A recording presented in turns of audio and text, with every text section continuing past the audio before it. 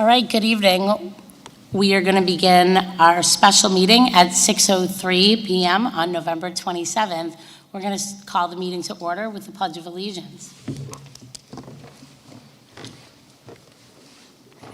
I pledge allegiance to the flag of the United States of America and to the republic for which it stands, one nation, under God, indivisible, with liberty and justice for all.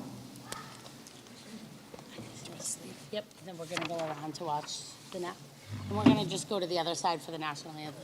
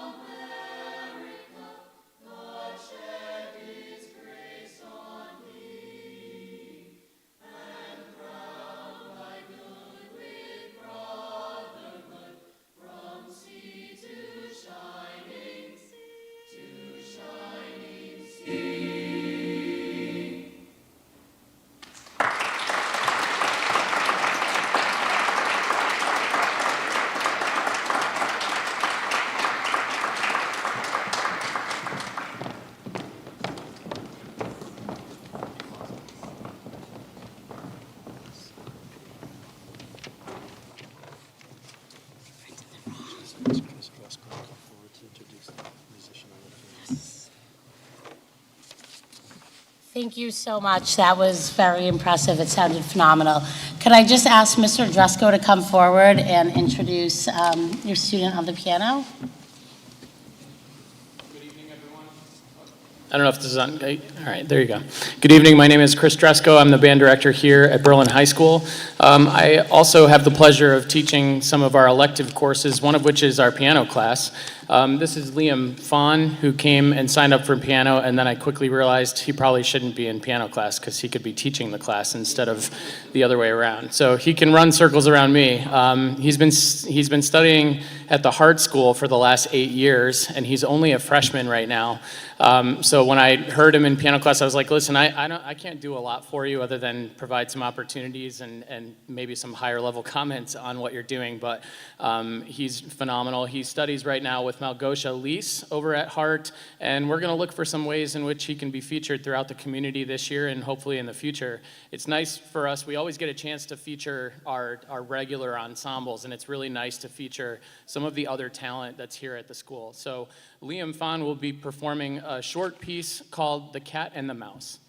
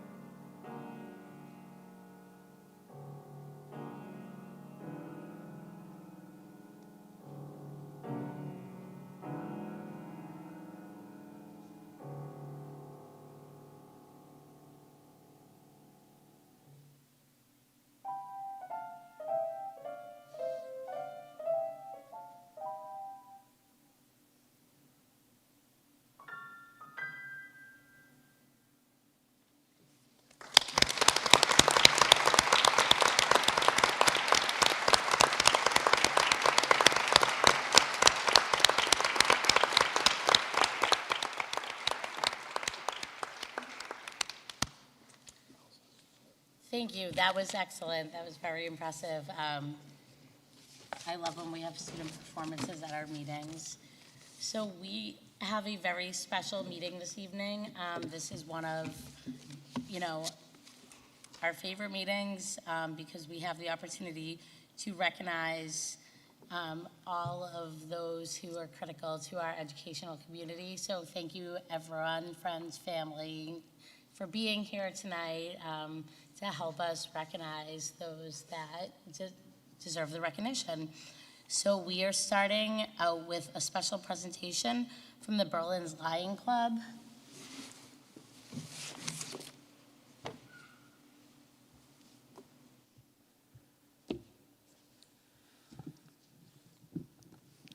Good evening, everyone.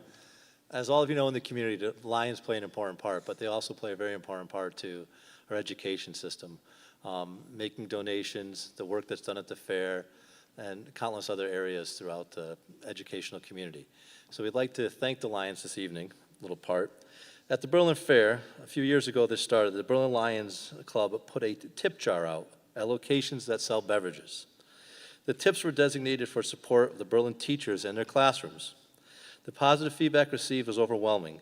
Customers loved the idea of contributing generously to the cause. The Berlin Lions and the community recognize the challenges that teachers face in creating classroom environments that is welcoming, inspiring, and enriching. In an expression of appreciation and support, the Berlin Lions Club is pleased to present each elementary classroom with a gift card for the purchase of materials.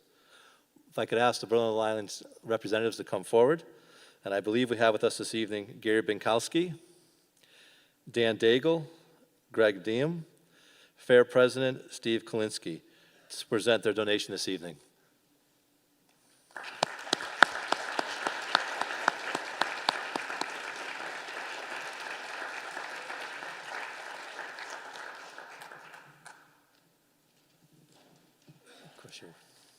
Thank you very much again.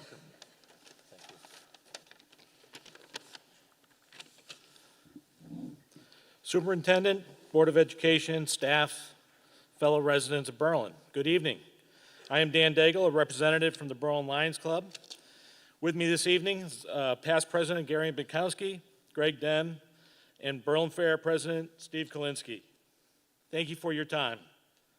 The Berlin Lions Club is the largest service organization in town. We are committed to assisting the community of Berlin. The largest fundraising event of the club is the Berlin Fair. Much of the success of the Berlin Fair is due to the support we receive from the town of Berlin, and we thank you. During this year's fair, our volunteers earned tips designated for our elementary school classrooms from the sales of refreshments. All of Berlin gave generously throughout the 4 days of the fair. We are excited to be here tonight to present 63 gift cards with a value of $100 each, worth $66,300. Enough for one card for each classroom grades K through 5 and pre-K. Please accept these gifts with a heartfelt thanks for your outstanding work and dedication. Is that right, dear? Thank you. Every year. Thank you very much. Stand in front of the podium? Yeah, sure.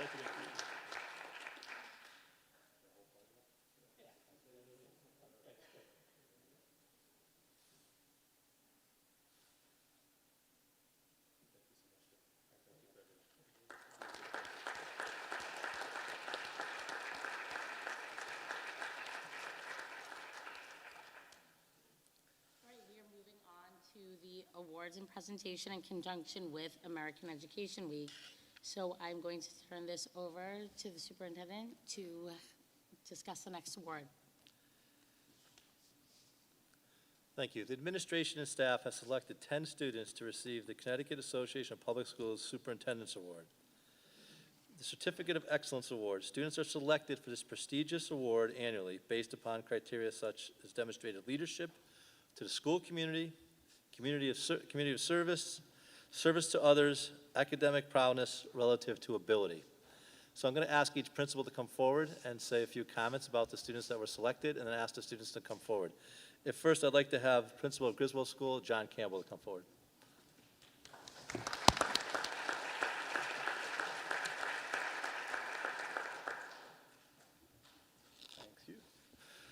Hi, everybody. I'm John Campbell, principal at Griswold. And first, I'd like to call up Grace Davis.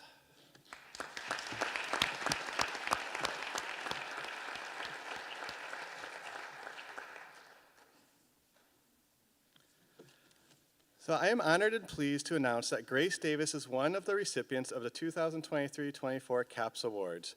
During an interview with Grace, I quickly learned more about her, which further highlights why she is deserving of this recognition. Grace is a student in Mrs. Wade's 5th grade class. When asked about her favorite part of school, Grace said, everything. I tried to narrow this down, which was challenging because Grace really didn't have a favorite grade, and she said they've all been awesome. If she had to choose a favorite subject, she would say art. Grace said she loves art because she gets to be creative and try new things. She especially loves to weave. When Grace is not busy with art projects, she loves to be outside. She enjoys playing basketball as well as swimming and practicing flips on her trampoline. Grace lives with her mom, dad, and 2 brothers. I asked her if they are nice to each other. She had to think about it and then said, mostly. When Grace is older, she hopes to be a teacher and/or a veterinarian. She said she's always wanted to be a teacher since she was really young. She loves school. She wants to be able to learn about the students, different subjects, and more information. She's currently working her way towards becoming a teacher as she is a very active member at Griswold. She participates as a morning reading buddy, Eagle Patrol, Community Kids, and also plays in the school band. Grace was asked about her time at Griswold, and she said her favorite memory was the Apex event last year where she learned leadership skills and had a fun run as a culminating event. When asked what rule she would make if she could be a principal for a day, she quickly responded that she would want to wear her hood each day. I asked Grace if there were any games she thinks she could beat me at, and she confidently said basketball. I look forward to the challenge. Congratulations, Grace. You are a model student who demonstrates our core values of being kind, safe, responsible, and you work hard to make things better. Great job. Keep up all the hard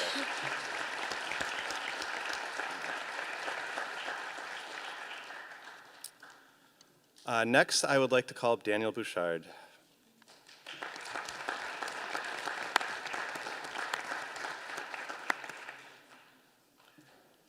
I'm pleased to announce Daniel Bouchard as the other recipient of the CAPS Award. Daniel is a 5th grader in Miss Spinella's class. His teachers shared that he is a model student and is looked up by many of his peers and couldn't be more deserving of this recognition. Daniel is one of the kindest students we have at Griswold and truly displays all of our core values. When I was talking with him, I learned many interesting things. He shared his favorite parts about the school are learning from his teachers and seeing his friends. He shared his favorite grade has been 5th because he can reflect on how much he has grown since kindergarten and all of the great memories that he has. Daniel has several hobbies that he spends doing in his free time, and he plays a lot of sports. He said he has learned that he can't give up, even when things get hard as a result of playing different sports. His favorite is hockey, and he hopes to one day play in the NHL. He also loves skiing, snowmobiling, riding his quad, and being at his camp in Massachusetts. I love that they're all outdoor activities. He lives with his mom, dad, and brother, and they get along great. A favorite memory at Griswold has been receiving this award because he works hard every day to always be his best, and he's so happy that his teachers recognize this about him.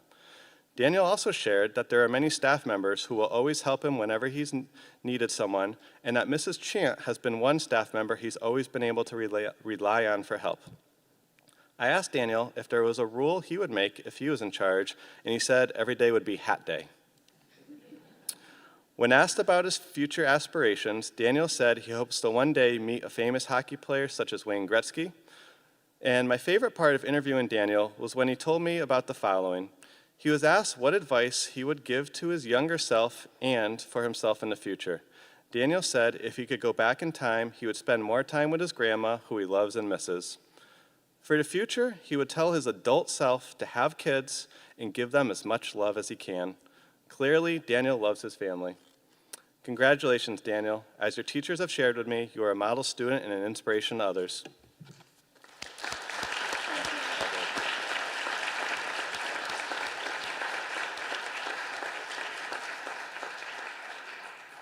Next, if I could have Principal Al Sousa of Hubbard Schools come forward.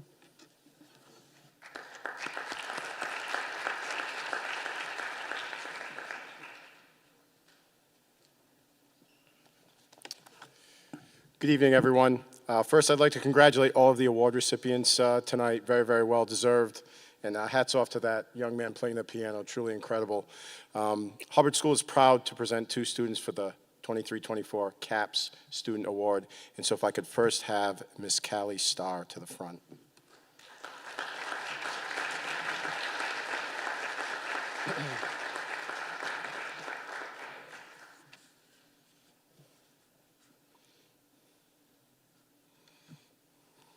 Callie looking beautiful today. Show everyone that smile. Callie's an active member of Miss Serana's grade 5 class, and she has attended Hubbard School since kindergarten. Callie is described by staff as a polite, respectful, independent thinker who sets goals for herself and is always looking for a challenge. She is a strategic problem solver in all academic areas and contributes meaningful, thought-provoking remarks that extend discussions and ignite inquiry in the classroom. Callie's interactions and relationships with all members of our school community are supportive, kind, and considerate. Her smile radiates, as you can see. She is a role model whose energetic attitude towards school and spirit of cooperation are hallmarks of an impeccable work ethic. She is an inspiration. In speaking with Callie, I learned that she would like to be a doctor. Her mom works in a hospital, and she would like to follow in her footsteps. In her spare time, Callie enjoys being creative and artistic, another talent of her mom's that Hubbard School has been the benefit of over the last decade. She finds these both fun and calming. Her favorite subject is reading because she gets to explore different genres and read all different types of books. Callie is happiest when spending time with her family. While she loves her brother, Callie has no tolerance when he fools around and makes random noises, even when she asks him to stop. As a CAPS Award recipient, I asked Callie if she had any advice for me as the principal of Hubbard. She responded, "Just make sure to keep doing a good job as principal." I also asked her if she had any advice for her peers. She responded, "Always try your best, even if at first you mess up." In closing, Callie wanted to simply let her family know the following: I love you. Congratulations, Callie, for such a well-deserved honor.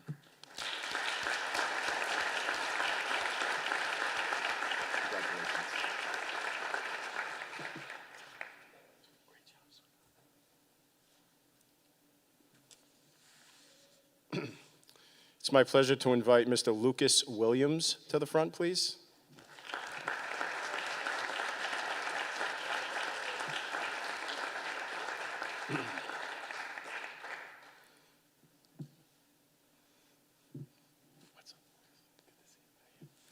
Take a good look at Lucas here, because you will be seeing him in the future, without question, involved at the state and national level with soccer.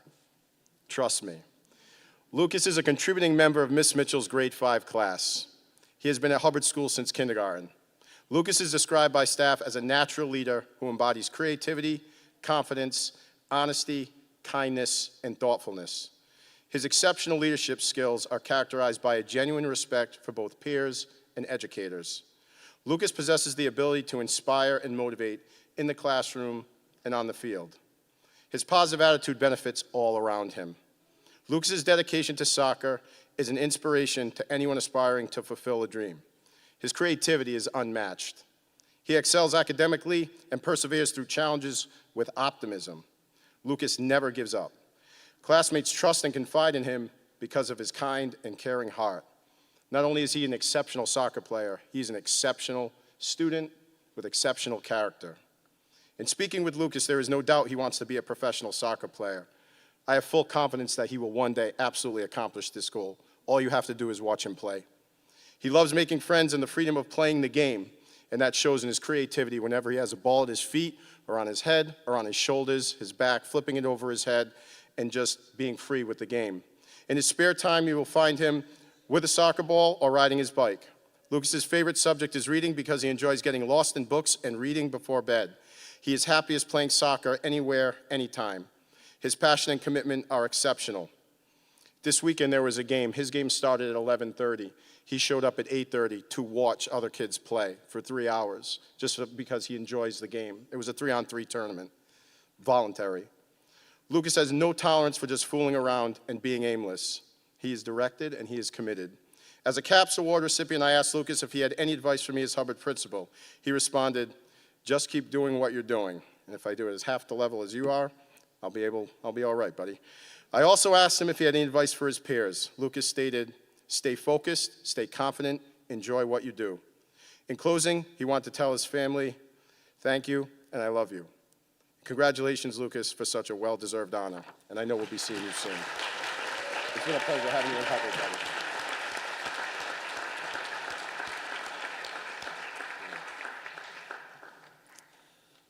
Next, if we could have Principal Meg Sorois from Willard School to come forward.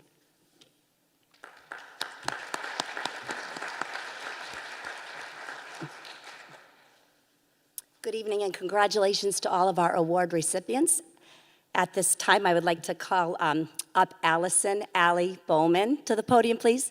And it happens to be Allie's birthday today, too, so what a great way to celebrate.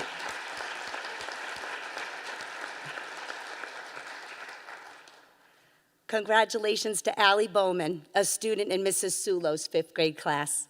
Quoting Mrs. Sulo, Allie's a remarkable student who is dedicated to learning. She has a strong work ethic and innate curiosity that sets her apart from her peers. In the classroom, she approaches each subject with enthusiasm that is truly inspiring. Allie not only excels in her studies, but also demonstrates an exceptional ability to grasp complex concepts and problem-solving skills. Allie shows exceptional talent both in and out of her classroom in extracurricular activities and leadership qualities. This year, representing her class on student council, Allie serves as a shining example for both her peers and the entire school community. I learned Allie's favorite subject is writing. She loves writing personal narratives and fantasy stories as it allows her to share her feelings and thoughts about things. She finds the writing process to be interesting and fun. I asked her what she'd like to do when she gets older, and she hopes to be a doctor or veterinarian so she can help others. Allie wants to thank her family for their love and the life lessons they have taught her. Life isn't always fair, but you have to work through it. And it is important to be kind and respectful to everyone, especially when they disagree with you. When asked who inspires her, Allie mentioned her father. He has taught her the valuable lesson that winning doesn't matter and good sportsmanship is most important. A few words of wisdom from Allie: be happy and be kind to everyone because you never know what someone else is going through. Congratulations to Allie Bowman. We are so proud of you and look forward to hearing all about your future successes. Congratulations.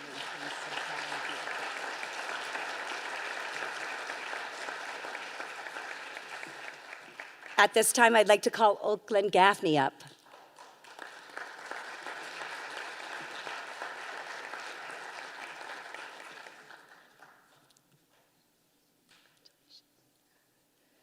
Congratulations to Oakland Gaffney, a 5th grade student in Miss Weinstein's class.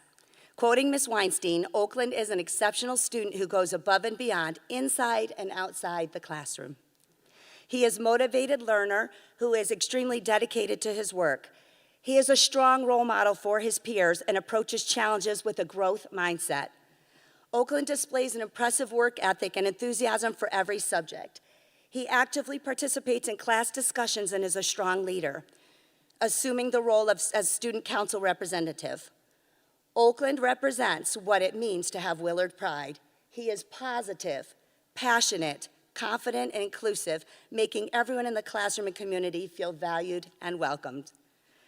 Oakland's favorite subjects are science and physical education. He not only loves experimenting and figuring out how things work and appreciates the time to exercise, move his body, and participate in team sports.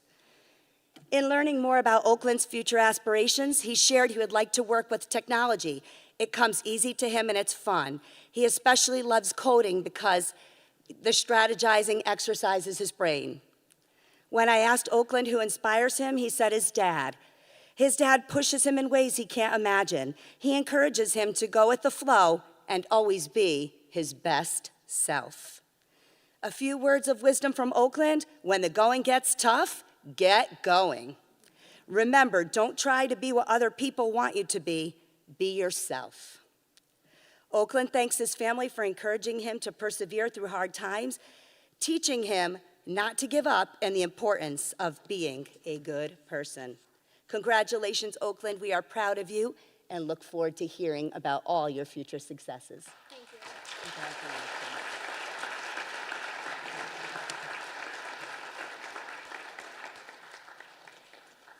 If I could have Principal Salvatore Urso of McGee Middle School come forward.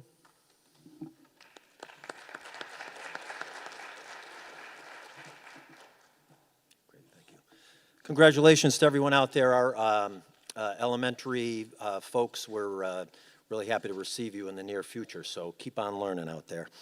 We're proud to recognize a couple of students at McGee. I'd like to call on Avery Wethge. Avery?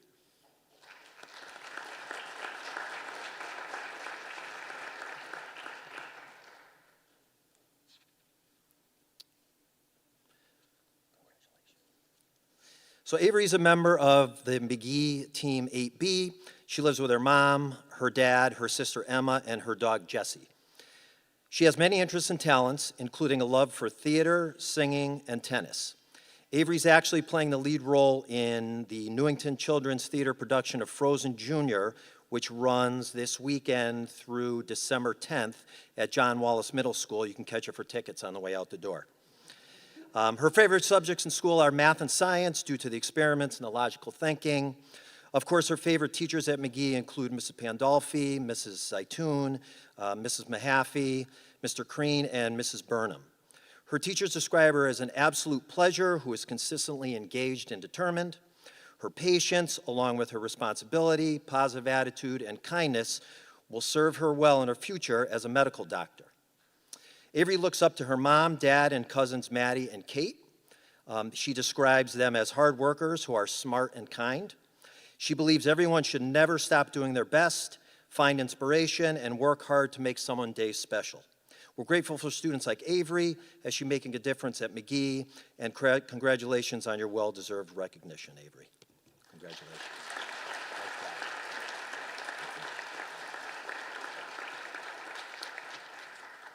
And we'd love to have Henry Cookson.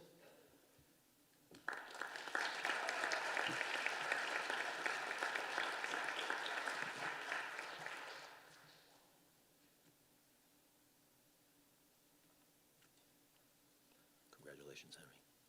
Looks like a good gift up there. Good stuff. So Henry is a member also of McGee Team 8B. He lives with his mom, dad, 15-year-old sister Lillian, and 9-year-old brother Maxwell, along with 2 cats. Henry's a valued member of the McGee school community, where he demonstrates and models kindness and reliability and gives a consistently valiant effort in all he does. In addition to his interest in the problem-solving required in math and science, Henry loves to run on the cross-country team and play trombone in the band. He would like to give a shout-out to his favorite teachers who make learning interesting. They're Mr. Cormack, Mr. Pandolfi, Mr. Crean, and he even remembers Mrs. Sturwald from Griswold School. So John, if you can let her know, Henry's giving a shout out. So Henry identifies his parents as his heroes for their volunteer efforts, and when he's grown up like them, he intends to work in the field of science. We could certainly use more people like Henry who believe we should all be kind and empathetic to others while striving to do better no matter the obstacles. We're proud of students like him. Congratulations to Henry Cookson on your well-deserved recognition. Congratulations.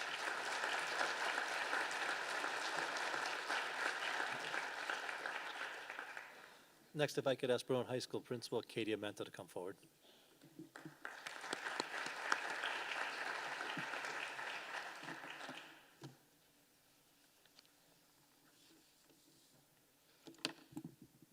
Hi, everyone. Congratulations to everyone and all those who are receiving awards tonight. Our first recipient for Berlin High School is Heba Jemli. Can you come up, Heba?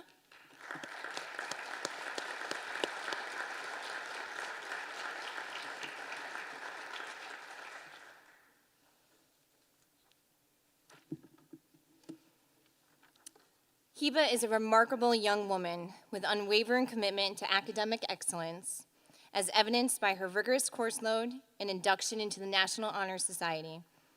She consistently demonstrates a thirst for knowledge, a keen intellect, and a dedication to her studies that sets her apart from her peers. Beyond academics, Heba stands out for unwavering commitment to doing what is right. She is not just a bystander, she actively advocates for justice and fairness and stands up for her beliefs. She is a leader, not just in the classroom, but in many extracurricular activities. She is actively involved in a variety of BHS clubs, including Mock Trial Team, Youth in Government, Debate Club, DECA, and Upbeat. She was also behind pieing me in the face not too long ago to raise money for Berlin High School, so if anyone saw that on social media, Hiva, you deserve this. She is also a peer tutor, writing tutor, showcasing her passion for helping others and her ability to lead and guide her fellow students. Hiba is also multilingual, fluent in English, Arabic, and Spanish. Her linguistic talents are a testament to her dedication to bridging cultural differences and creating a more inclusive society. Hiba's plans after Berlin High School include majoring in finance and attending law school to pursue a career as a corporate lawyer. Hiba embodies the qualities of empathy, friendliness, determination, and leadership, and is most deserving recipient of the Berlin High School CAPS Award. Congratulations, Hiba.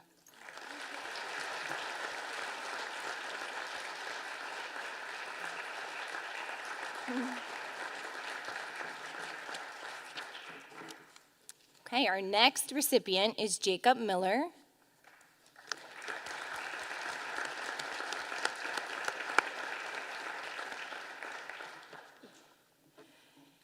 Jacob is an exceptional, outgoing student who will leave an indelible mark on our school community.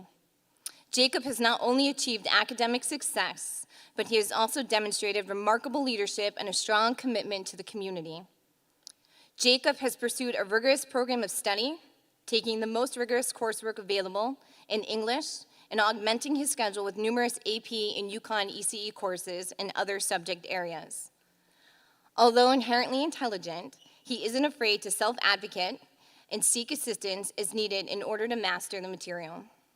Jacob actively participates in class discussions, contributes valuable insights, and encouraging his peers to do the same. He is not afraid to share his ideas and put himself out there, thereby contributing to an engaging and interactive learning environment. One of Jacob's most striking qualities is an unwavering commitment to clubs and community service. And in each endeavor, Jacob takes on leadership roles, whether he's the media manager for the school newspaper, broadcasting original podcasts with our radio club, or organizing a local food pantry. Jacob prides himself on creating high-quality products. It is no wonder he was selected as one of the 3 student coordinators of the Upbeat Peer Leadership Program. As coordinator, Jacob oversees the leaders of the several subcommittees for nearly 400 students involved. The role requires top-notch communication and organization skills. It also requires Jacob to roll up his sleeves to pitch in with any activity at any time. Jacob's vibrant personality, social nature, and willingness to take risks sets him apart from his peers. He is most deserving of this award. Congratulations, Jacob.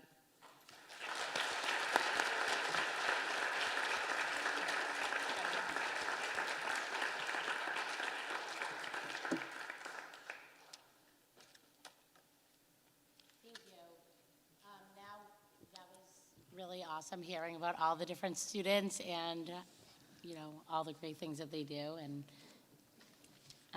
now we are going to move on to our Building Teachers of the Year and the District Teacher of the Year. So I'm going to turn that over to our superintendent.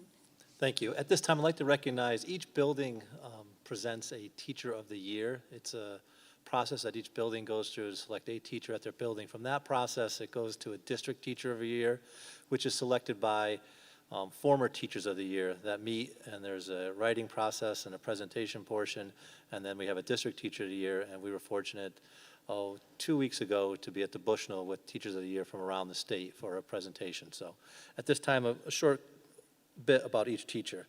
I'm pleased to announce and congratulate the following Building Teachers of the Year. Kara McCourt, Griswold Elementary School. Kara, if you're here. Kara has been an educator for 17 years and has taught in Berlin for 13 of those years. She is currently a K-5 special education teacher at Griswold School, but has been in an elementary classroom for years.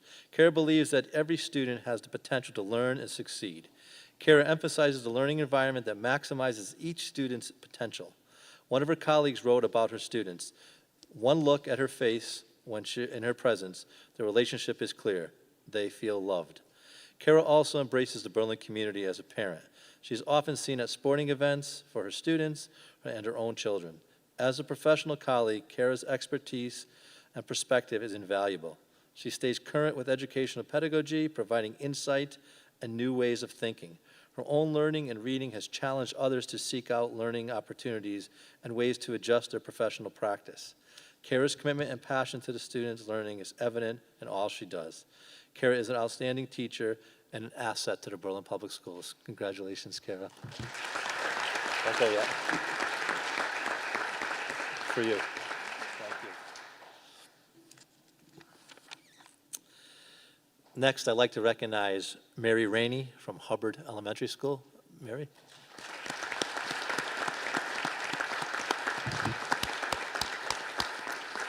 Mary has been an educator for 16 years and has served as Berlin educator for the past 6. She is currently a third grade teacher at Hubbard. Mary is a lifelong learner and serves on various school and district committees. She is passionate about new learning and was one of the first educators in the district to become trained in our social emotional curriculum ruler. Mary maintains a warm and welcoming classroom, and it is essential to her that her students feel supported, cared for, accepted for their unique differences. Mary's students are constantly motivated to use different digital technologies in order to have access to other learning opportunities. One of Mary's colleagues, her priority as a teacher is making sure her students make improvements in all areas, not just academically, but socially, emotionally as well. Thank you, Mary, for all you continue to your devotion to the students of Berlin Public Schools. We're delighted that you're here. Thank you.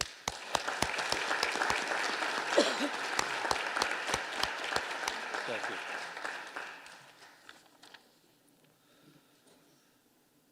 Next, I'd like to recognize Kristen Pandolfi from Catherine McGee Middle School.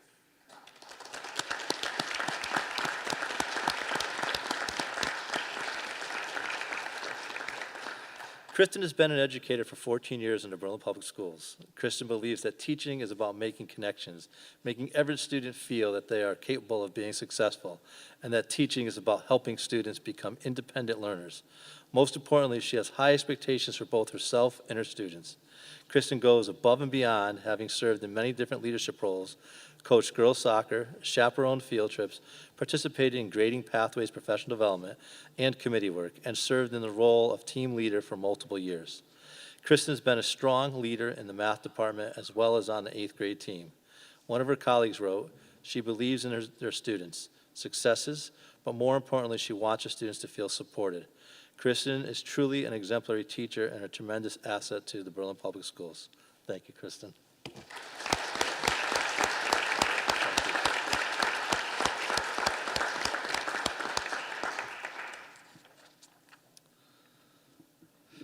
Next, I'd like to ask Nicole Carrasquillo, Berlin High School, to come forward.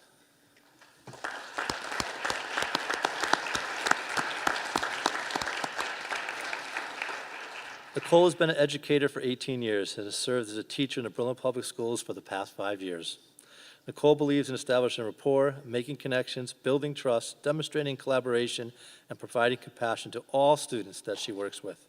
One of her colleagues wrote, Nicole has created a home within her classroom in which her students thrive and truly understand that they belong. Nicole has been part of multiple professional development trainings and is currently a member of the Connecticut Education Association, the Council for Exceptional Children, and the Kensington Berlin Rotary Club. Nicole has also served as co-advisor for the Berlin High School Interact Club, advisor to the Berlin High School American Sign Language Club, and supports RISE students in their participation in Upbeat, Interact, and Unified Sports. And in 2021-22 school year, she was awarded the Berlin High School Teacher of the Month. Nicole is truly an outstanding teacher and an awesome asset to the Berlin Public Schools. Thank you, Nicole.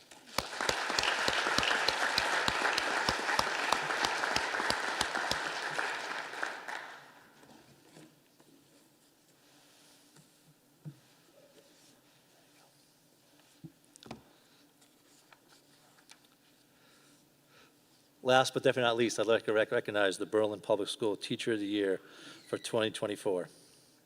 If I could have Alexandra Ivanby to come forward, please.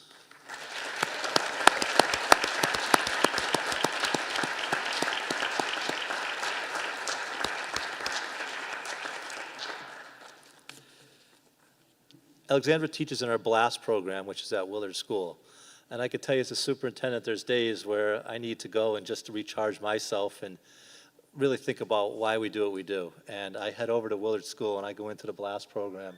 and look at what Alexandra's doing with the students and the multiple paraprofessionals she has working with her. And it gives me a sense of what we all need. And if there's any challenging that I'm facing, there's nothing compared to what these students are facing daily. And she is just excellent at what she does, and it brings a sense of sheer joy when you watch her work with these students. So thank you. And I'll read a little bit now before I get emotional. Alex has had multiple roles in the Berlin Public Schools and believes that each position has worked to shape her and beliefs towards teaching, including making sure that every minute counts. She sincerely believes that every minute in the school day can be used to help students progress towards the goal and meet with success.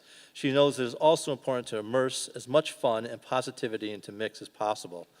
Some learners need to be systematically taught steps and fundamental basic skills that come naturally to other students and are not even thought about by some. Beyond that, it is important to remember that each student comes with a different set of skills, and a strategy that works for one does not always work for others. Because of that, there are different work groups always happening in her classroom. Alexandra and her team continue to strive to make each minute meaningful for their students. As the 2024 Teacher of the Year, Alexandra's experienced as many unique opportunities as possible. She will have a chance to share her passion for teaching and her love for children and the role that she plays in the child's life on a day-to-day basis. Please join me in congratulating Alexandra Ivanme as the 2024 Teacher of the Year for Berlin Public Schools.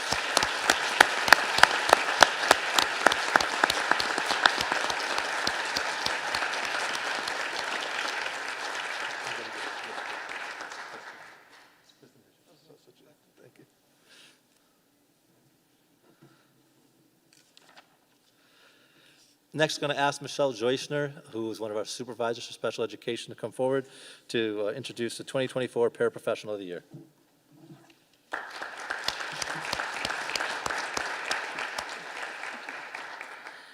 I'm pleased to congratulate Nicole Sapko from Mary E. Griswold School for being selected as Berlin Paraprofessional of the Year. Nicole?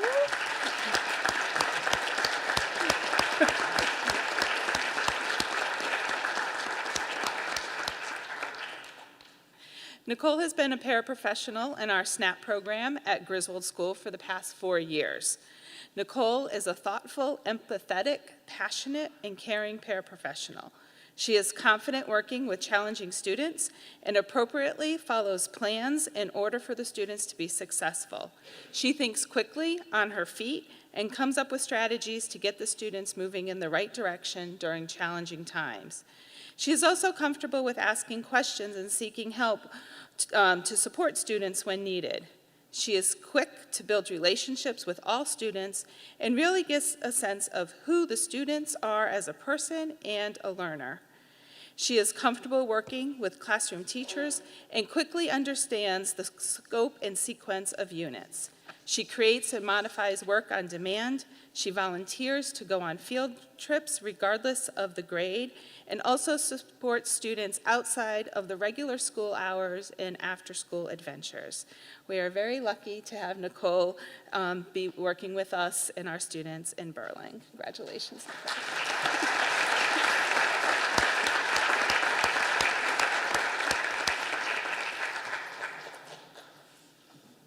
Yes, Lori Jerpin and Cara Watson, our two curriculum directors, to come forward to introduce the Support Staff Awards.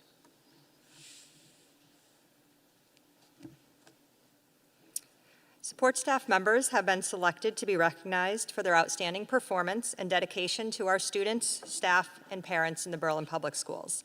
I'd first like to welcome Ashley Davis from Griswold School.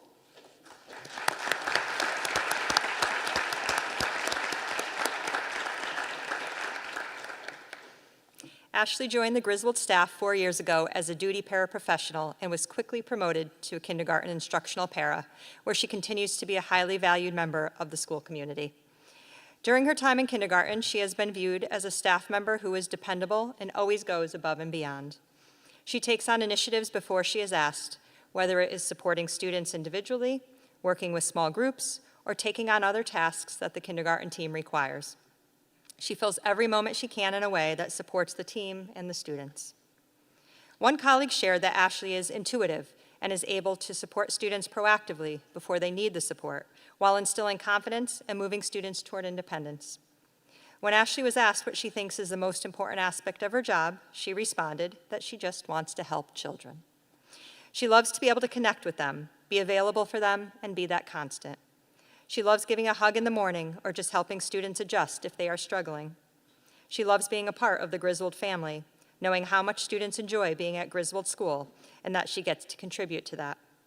Ashley was asked about what her goal is as a kindergarten paraprofessional, and she responded in a way that only Ashley can: to stay calm, be the best person I can be, and help in any way that is needed. If I can make one child smile each day, then that is a success. Ashley is certainly a highly valued member of our staff.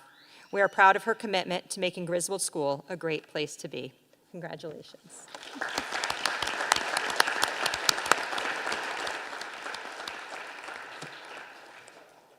Next, I would like to welcome Erica Fuqua up from Hubbard School.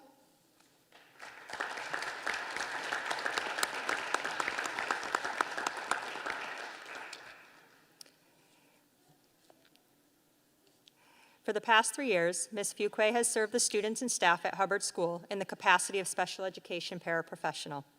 Since her arrival, she has demonstrated exponential growth and commitment to her craft and functions as an essential member of Hubbard's special education team. Regarding her supportive work with students, Erica is described by the staff as calm, caring, and dependable. Someone who is willing to learn and take on new responsibilities and tasks. Striving to be at her best each day, Ms. Fuqua asks thoughtful questions and will offer possible ideas, approaches, and strategies to facilitate learning. Colleagues share that Erica is a hard worker who consistently does what is best for her students.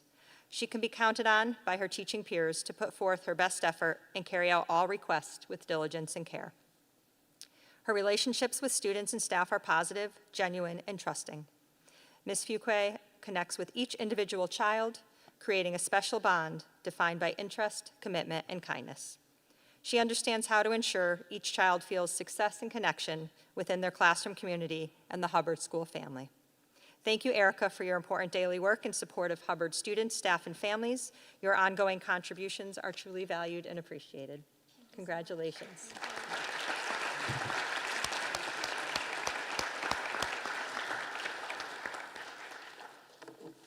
Okay, next we have Martha Sanchez from Willard Elementary School.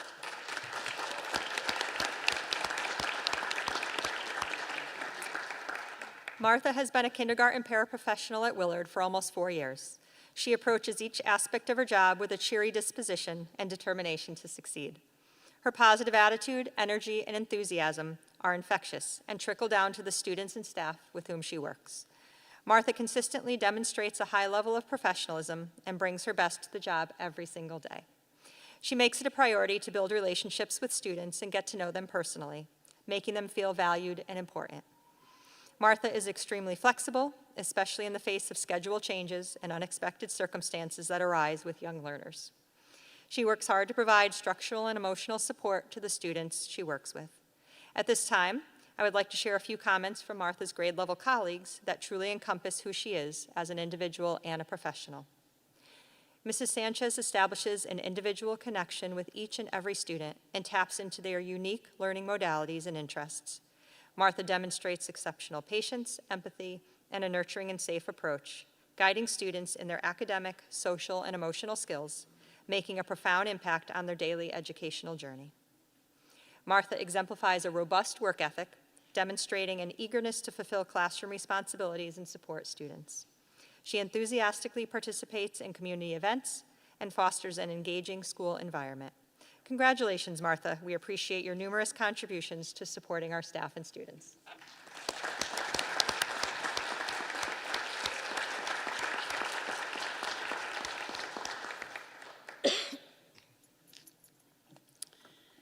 From McGee School, we're happy to welcome Tracy Lord.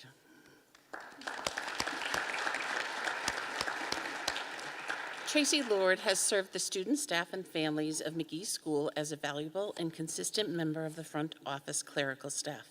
Tracy is kind, patient, and confident as she fields, dispatches, and answers parent and guardian questions on the phone, helps students when they need anything from the nurse to IT support, or is simply a friendly adult who listens and understands their need to speak to a trusted adult. She is always in the know.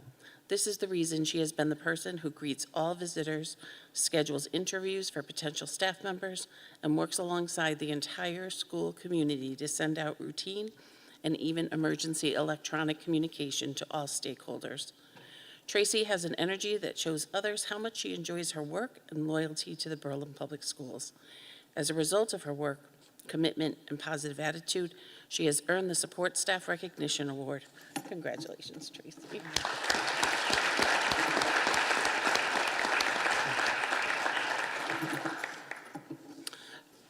From Berlin High School, Laura Mineo.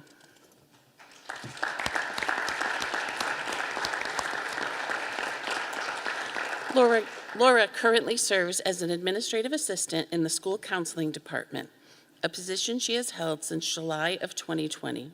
Since Laura's arrival to Berlin High School, she has played a pivotal role in supporting students and families through a variety of platforms. In addition to her administrative duties, Laura goes above and beyond to create a welcoming and including atmosphere in the school counseling department. She is always willing and ready to lend a helping hand to students, to parents, and to fellow staff members. Laura's impact extends beyond her immediate role as she actively participates in school events and initiatives. Laura's contributions have a direct impact on the successes of both her department and the Berlin High School community as a whole. Congratulations, Laura, on being selected to receive the Berlin High School Support Staff Recognition Award. Congratulations.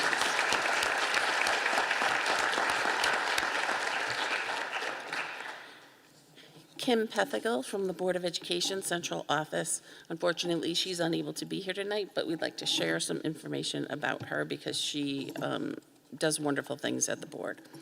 Kim has served as the district's transportation coordinator and executive assistant to the business office for the past 2 years.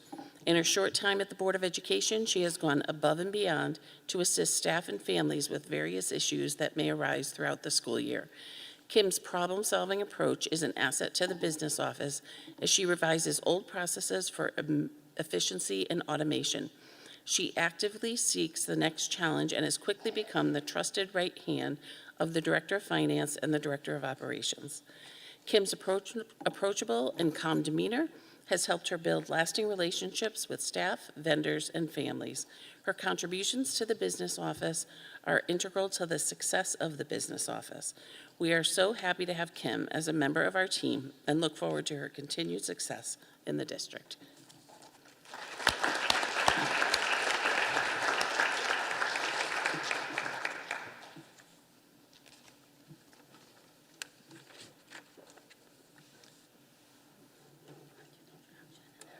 Sure.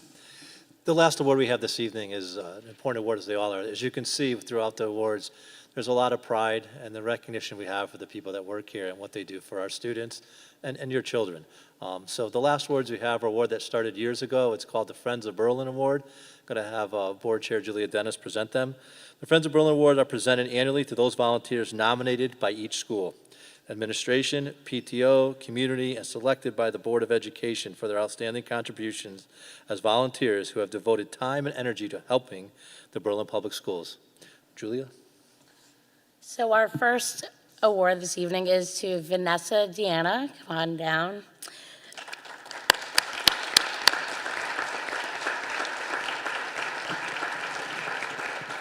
So Vanessa has been a part of the Griswold School for the past 8 years, and she has 2 children in grades 5 and 7. Vanessa has been an incredible supporter of Griswold School and has regularly donated her time and has helped with some of the bigger events and fundraisers, such as the Holiday Extravaganza, Staff Appreciation Week, Staff Breakfast, and Griswold Pasta Dinner. When congratulating Vanessa as this year's award recipient, Vanessa said it is important to her to be involved and to help support the kids and teachers so that they can have more opportunities for having fun at such a great school. She doesn't do it for any recognition of any sort, but simply wants to give back to such a great school. We are so lucky for Vanessa's involvement and support at Griswold, and she is very deserving of this award. So thank you very much. Congratulations. Congrats.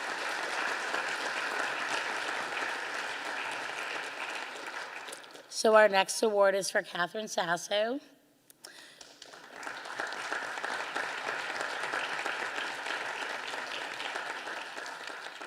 So Mrs. Sassy has been an active and valuable member of Hubbard's Library Media Center and school family. She has volunteered in Berlin since 2013, first at Willard, then Hubbard since 2018, sharing her time and talents in the school library in a range of classrooms. Catherine has worked with numerous grade-level teachers on various special projects and also has served as a field trip chaperone. Her belief has always been that giving back and helping others is both important and fun. Staff shares that Mrs. Sassu has been a wonderful asset to both the library and Hubbard community. The library would just not be the same without her. She helps keep the library organized and up to date, assisting with various projects and supporting students. Every week, Catherine brings positivity and joy with both the library and the school family. Children and staff are always thrilled to see Mrs. Sassu.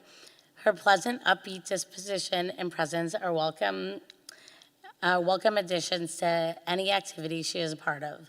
Through her generous contribution of time, effort, and care, Mrs. Sassu has enriched the educational experiences of students within the Library Media Center and the school at large. Hubbard is fortunate to have such a dedicated community member supporting Hubbard's library, students, and staff.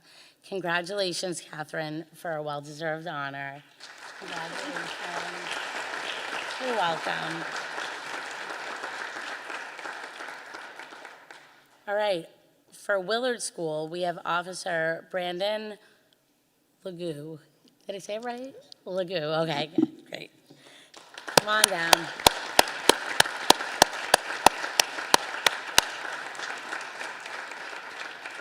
Congratulations to Officer Brandon Legoo, Willard's School recipient of the 2023-2024 Friends of Berlin Award.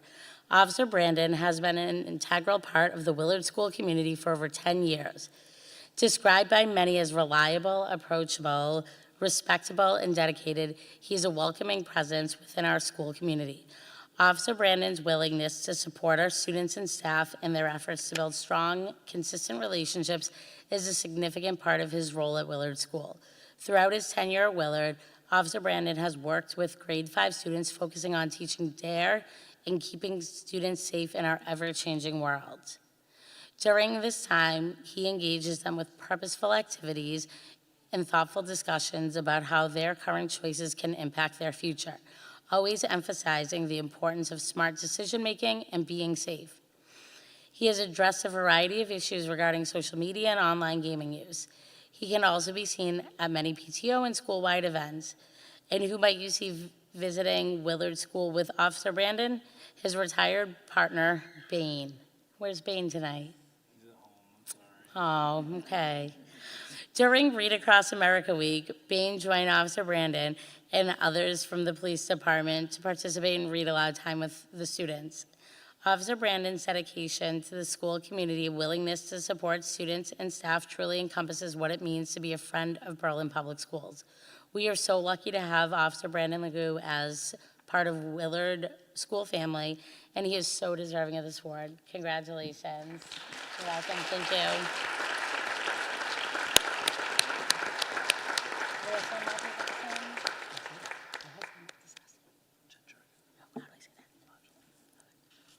All right, our next two recipients from McGee School are Jen Jurgen and Imelda Mangela. Sorry. Come on down.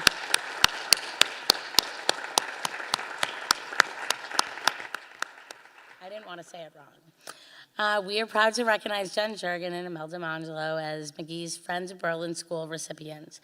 Jen and Imelda have served McGee School as an impactful dynamic duo.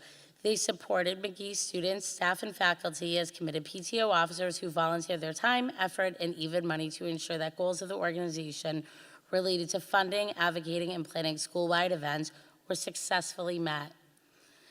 They are excellent listeners, communicators, and resourceful people who have always seemed to be available and apparently require very little sleep as they take phone calls and answer emails at any hour of the day. Jen and Imelda understand that leadership means you inspire others by serving as a positive example, making others feel heard, remaining organized, focused, and visible, and following up to see the vision through. Jen and Imelda are McGee's friends because friends are reliable, supportive, and would never let you down. As a matter of fact, they are the kind of friends who would tell you if you have spinach in your teeth, if that is even the case. I don't get that one, but that's good to know. Thank you, Jen and Imelda, for serving as our friends, and congratulations. Thank you. Congratulations. Thank you. All right, and Officer Mark DePinto from Berlin High School, come on down.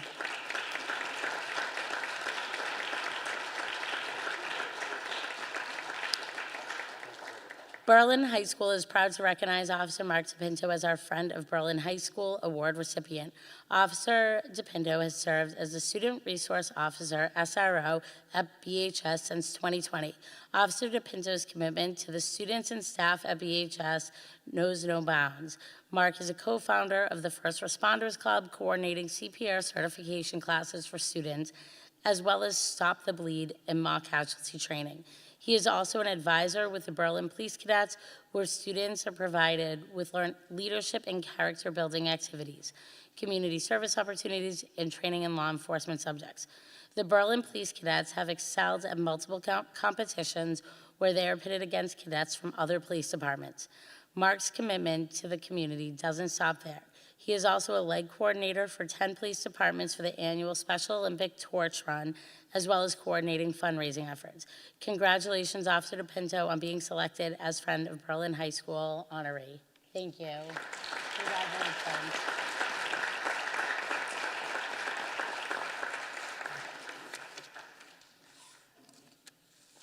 Thank you, everyone, for such a wonderful night and being able to honor and recognize our students, teachers, staff, and other community members that are Friends of Berlin Public Schools. I think this evening you all have a lot to be proud of and to go home and celebrate. We do have another Board of Ed meeting after this, so we are going to take a brief 5-minute recess to let you all make your decision if you'd like to go home. Take the opportunity if you'd like. And there's cookies and waters out in the lobby. Thank you again, and this was such a fantastic meeting and a great way to recognize all of you in our community. You're welcome. So 7:10, meeting's adjourned. So we'll be back at 7:15. It's 7:10. I know, I gotta go back. I know, that's why I said. I'd like to call this meeting to order with the Pledge of Allegiance. 7:21. Pledge allegiance To the flag of the United States of America and to the republic for which it stands, one nation, under God, indivisible, with liberty and justice for all.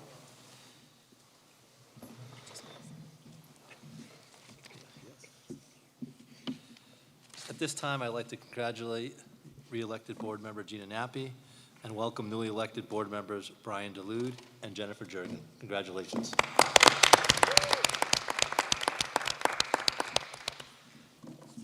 I'd like to offer a special presentation. We have 2 board members that served for multiple years on the Board of Education that will not be returning as board members for the present term. At this time, I'd like to first recognize Matt Tenza, who served on the board for a number of years, who did not run for the Board of Education. I'd also like to recognize Dr. Carrie Sassu for serving on the board for 8 years, I believe. Thank her for her time, her energy, and her talent. We really appreciate everything, Carrie, that you've done for the board, so thank you very much.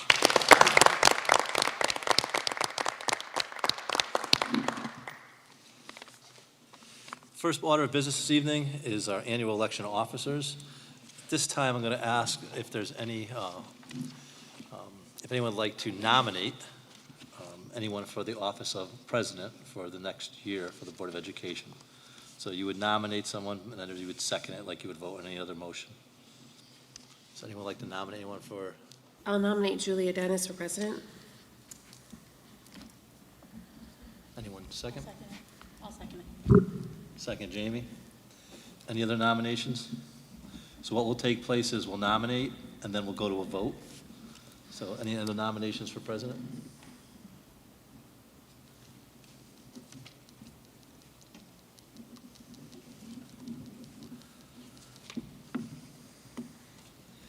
So at this time, I'd like you to take the ballot that's in front of you and write down who you are voting for president and pass them towards the center to me, and I will collect them and tally the votes.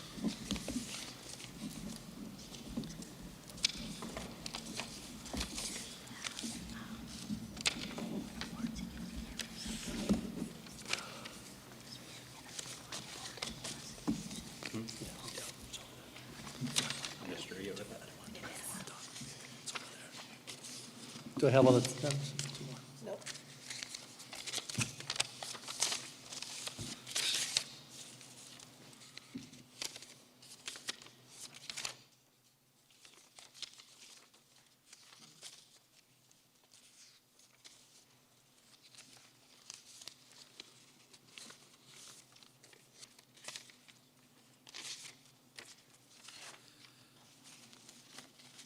The tallies are all in. We have 9 votes for Julia Dennis to be the president. So congratulations, Julia, for your presidency for the next year.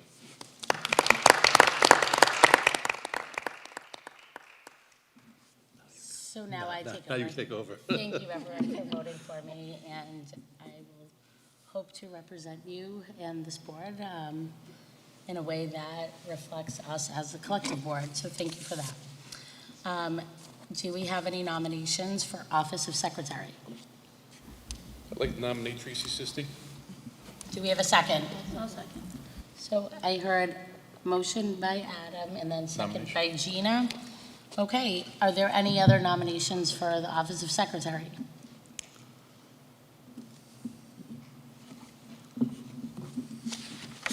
Okay, we can move to a vote, so go ahead and write the name and sign your name.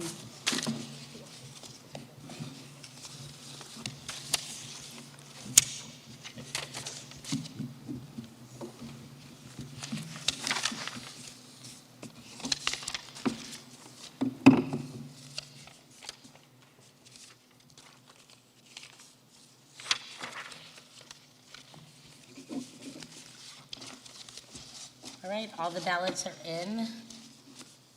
We have 9 in favor of Tracy, so congratulations, Tracy. You are going to continue as secretary. And now the superintendent and I will get up and do our special presentation. We have a certificate of appreciation for Carrie Sassett.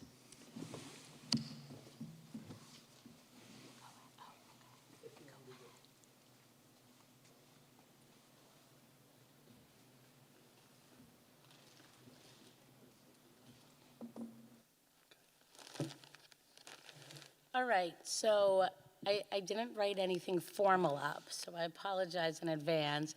You know, thank you so much for being here tonight, and thank you for your time serving on the board. You have served for the past 8 years alongside myself and others that sit up here, and you have served as an advocate for all the students in Berlin Public Schools. You set an example for the board and the community of how important it is to think through critical issues before making decisions.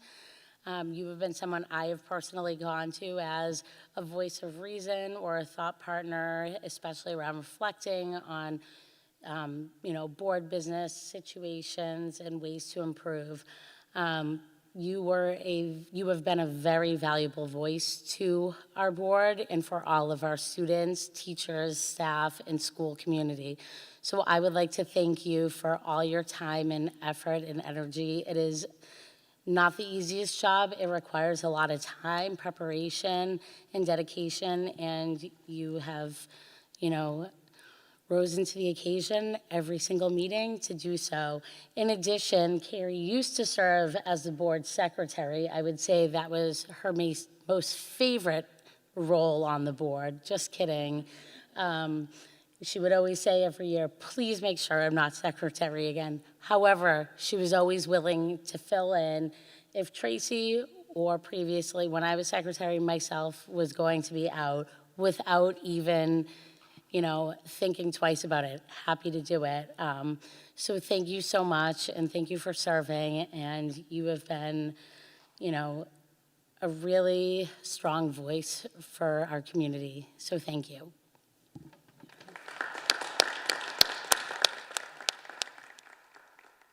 said a few words before, but Julie would like me to say a few others, so I'm going to share that. You've been an asset to the board, Carrie. Your voice has been heard. When you needed to say something, it was heard throughout the board. It usually was well thought out. It always was focused on what's best for students, and your voice will be missed. So I want to just say we appreciate you. I appreciate you personally, your professionalism, your dedication, your availability, despite how busy your life is, has definitely been appreciated. So thank you very much. Appreciate you. All right, and now come and get your award. There you go.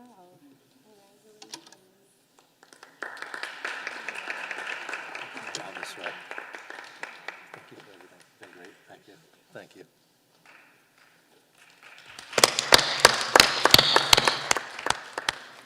All right, and Matt wasn't here this evening, but he can get his award. We'll make sure he We'll gets make it. sure he gets it. A few adjustments here.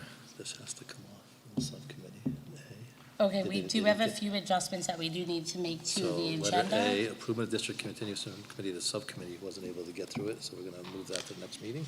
Okay, And then we need to add, we can substitute for A, and that's the McGee After School Academy, which Sal or so will be presenting on. That's the item we're adding, McGee After School Academy. So if you want do we need to take action on to, that? we have to say we're removing one, and we have to add the item McGee After School Academy would be the new item we'd add. So under new business, we are going to be removing Item A. item A. Sorry, he has the regular agenda and I have the expanded, so we're removing item A and replacing it with With the McGee After School With Academy me- presentation. After School Academy presentation. Do we need a motion? Yes. Adam, would you like to make a motion for consideration? Yep.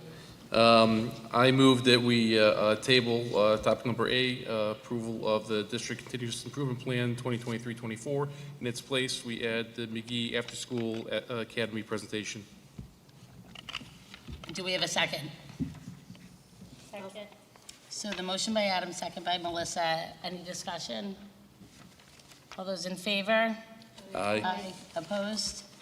9-0. Thank you for that. Okay, so, hang on one second. I feel, okay, I have two different agendas here. They're both the same, but, These are on this one. got it, that's why. Yeah, these are on this one. Okay, under reorganization, we are moving to item B, motion for annual schedule of regular meetings.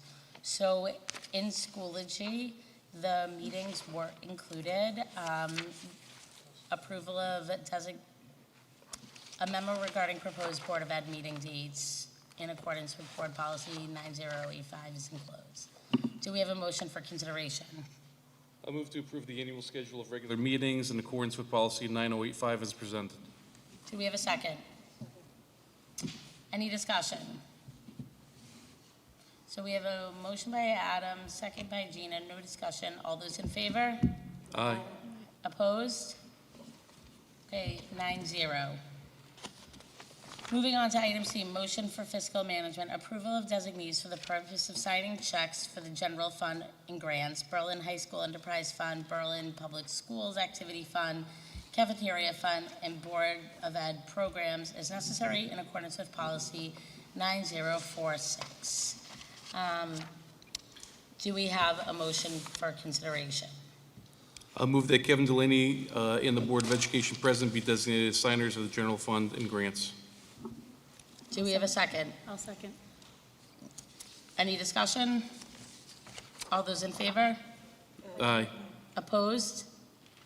9-0. Okay, I'll move that Kieran Daypre and Sandra Crispino are designated signers of the Berlin High School Enterprise Fund. Do we have a second? I'll second. Second by Jamie. Any discussion? Can move to a vote. All those in favor? Aye. Aye. Opposed? Vote is 9-0. I move that each principal and Sandra Crispino be designated signers of the Berlin Public Schools Activity Fund. I'll second. Motion by Adam, second by Jamie. Do we have any discussion? Okay, we can move to a vote. All those in favor? Aye. Opposed? 9-0. I move that Brian Benigni and Sandra Crispino be designated signers of the cafeteria fund. I'll second. So motion by Adam, second by Jamie. Any discussion? Okay, all those in favor? Aye. Opposed? So the vote is 9-0. I move that Ashley Dorsey and Sandra Crispino be designated signers of the BOE programs. I'll second. So motion by Adam, second by Jamie. Any discussion? All those in favor? Aye. Aye. Opposed? 9-0. Thank you. Moving on to item D, appointment of legal counsel for 2023-2024. In accordance with Board Policy 9055, the legal counsel to represent the Board of Education for the next year, the 2023-2024 school year, should be selected at this time. Do we have a motion for consideration? I move that the law firm of Shippen and Goodwin of Hartford be appointed to continue as the Board of Education counsel for the 2023-2024 year, and that they should be so informed. I'll second. So motion by Adam, second by Jamie. Any discussion? Just a question. Yes. I think we ask this every year. This is more for Brian than anybody else. You're comfortable with Shippen and Goodwin. Obviously, they've been solid. But I think that their time, you're not calling them every day. I mean, when you need them, they're responsive. They're very responsive, being that there's multiple lawyers there, for whether it's special education issues, whether it's personnel issues, labor issues. They have great service. So, being that they've been with us for a number of years, they also have a history with Berlin, so they have a great understanding. So, yes, I'm totally comfortable with them. Thank you. Any other questions or comments for discussion? No? All right, we can move to a vote. All those in favor? Aye. Opposed? The vote is 9-0. Okay. Moving on to committee reports and correspondence to the board. One of our favorite parts of the meeting, report of student representatives. So on November 9th, BHS hosted the annual Veterans Day celebration event. This celebration had current members within the armed forces discuss their experiences. Students part of the Rho Kappa Social Studies Honor Society speak about the origins and meaning behind Veterans Day, and end with a performance from the BHS Band and Chorus along with the McGee Sound Express.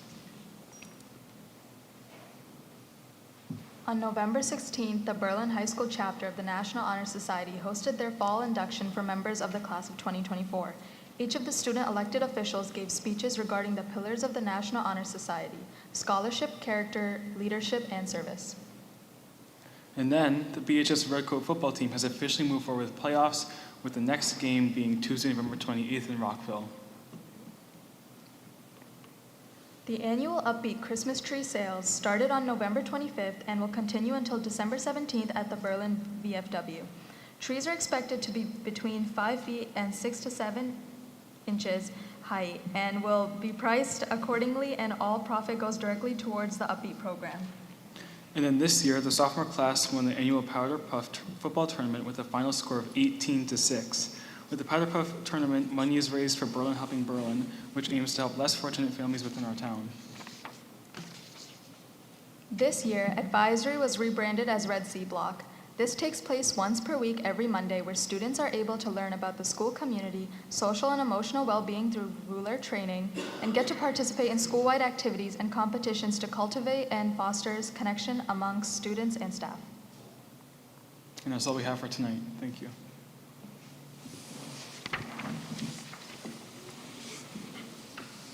All right, thank you. Do you guys have any questions? Love the PowerPoint. Love the presentation always. Thank you. Fantastic. Love that part of the meeting. Any committee reports?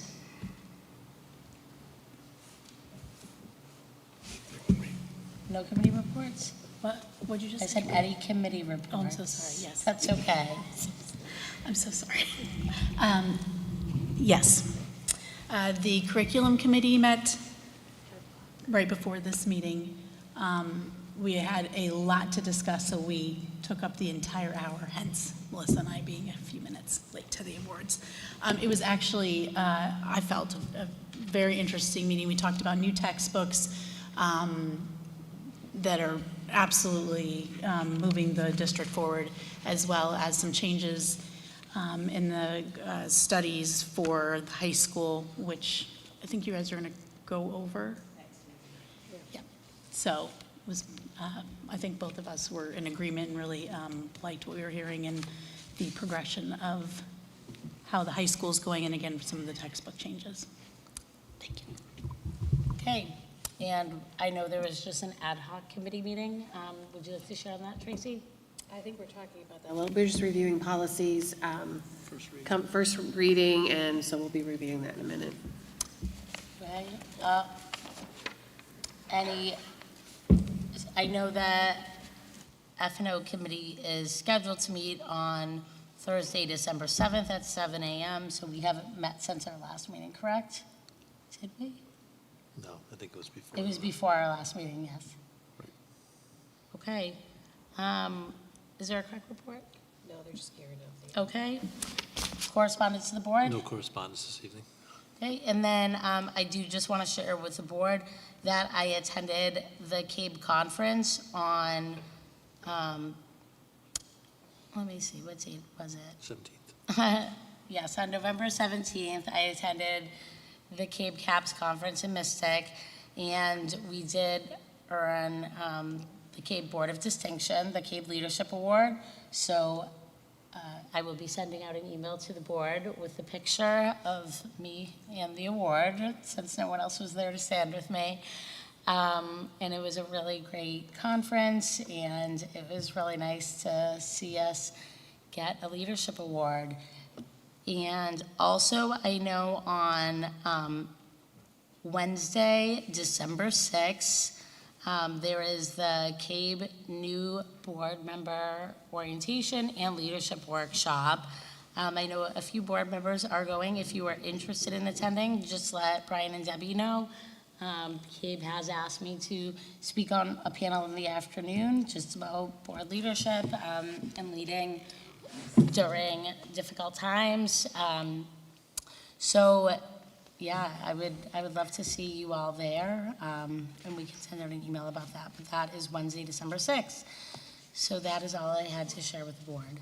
We can move to our next piece, our next agenda item, which is there any other correspondence to the board before we? No, nothing? Okay. Audience of citizens. So if you'd like to approach the board, just state your name and address. And residents speaking during this time will be limited to 3 minutes, and it is not a back and forth discussion. So, we will do our best to follow up if need be. So just go to the microphone and then just state your name and address. I've got a couple extra copies here to share. Perfect, yeah.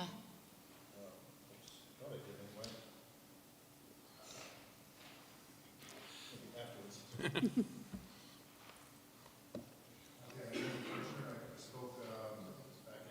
About transportation for pre-K. My address is 219 Lamentation Drive. Board, Superintendent Benigni, thank you for reviewing my request regarding transportation for students in the pre-K program at Willard School, including a look at the incremental cost to transport children not currently eligible for transportation. I regret that I didn't clarify until now that my intent was to maximize existing resources to reduce the burden on parents, guardians, and caregivers who are likely making extra round trips during normal working hours. Specifically, rather than consider full-size buses or adding extra vans and drivers, I hope you might consider utilizing the already empty seats on each of the half-dozen vans transporting eligible classmates. This afternoon, there were 6 vans lined up for 3 p.m. dismissal at Willard pre-K. At least one of them left without any passengers, and I couldn't tell that any vans carried more than one child. I am aware that sometimes 2 are carried in at least one of the vans. I recognize that organization of rides for the remainder of the 23-24 school year may be challenging, but I'd like to ask the board to consider making better use of community labor assets and fuel resources by offering a seat lottery of any equitable format to reduce the burden on tax-paying parents and taxpayers generally, perhaps as we go into the 24-25 school year, when my family would no longer be involved. As the vans from 2 Dodge Caravans to the 4 Ford Transits come equipped with between 6 and 8 rear seats, except for 1 modified with a wheelchair lift, the number of seats available to 2 afternoon pre-K classes, for instance, should easily permit every child 1 round trip each week, not every day they're in attendance. But if more seats can be fitted, then maybe all students could be provided transportation all the time with the existing resources. Even if a limit of 2 5-point toddler seats per van can't be quickly overcome, as was reported around August to the board, each child could easily have 1 ride per week.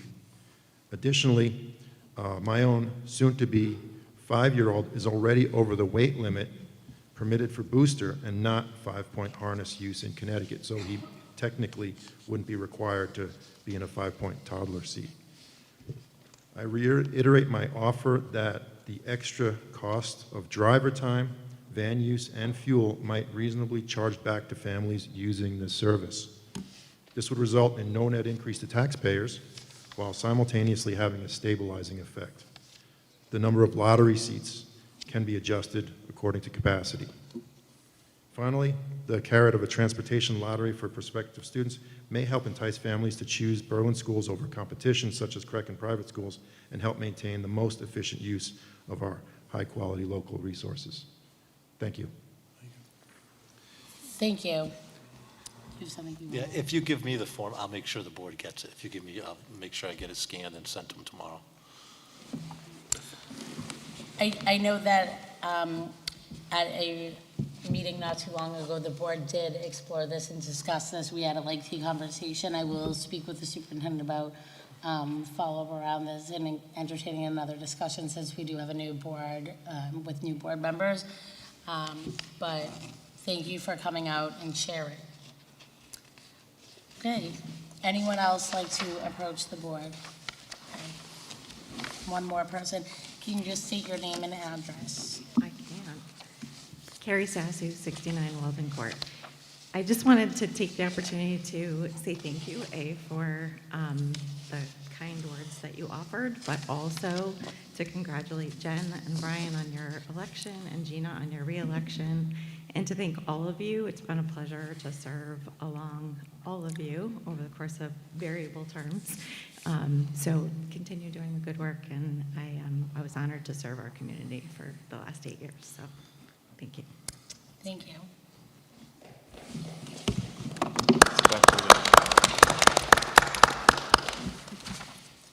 Okay, moving on to new business. So we have the McGee report. So we're going to turn it over to Mr. Urso.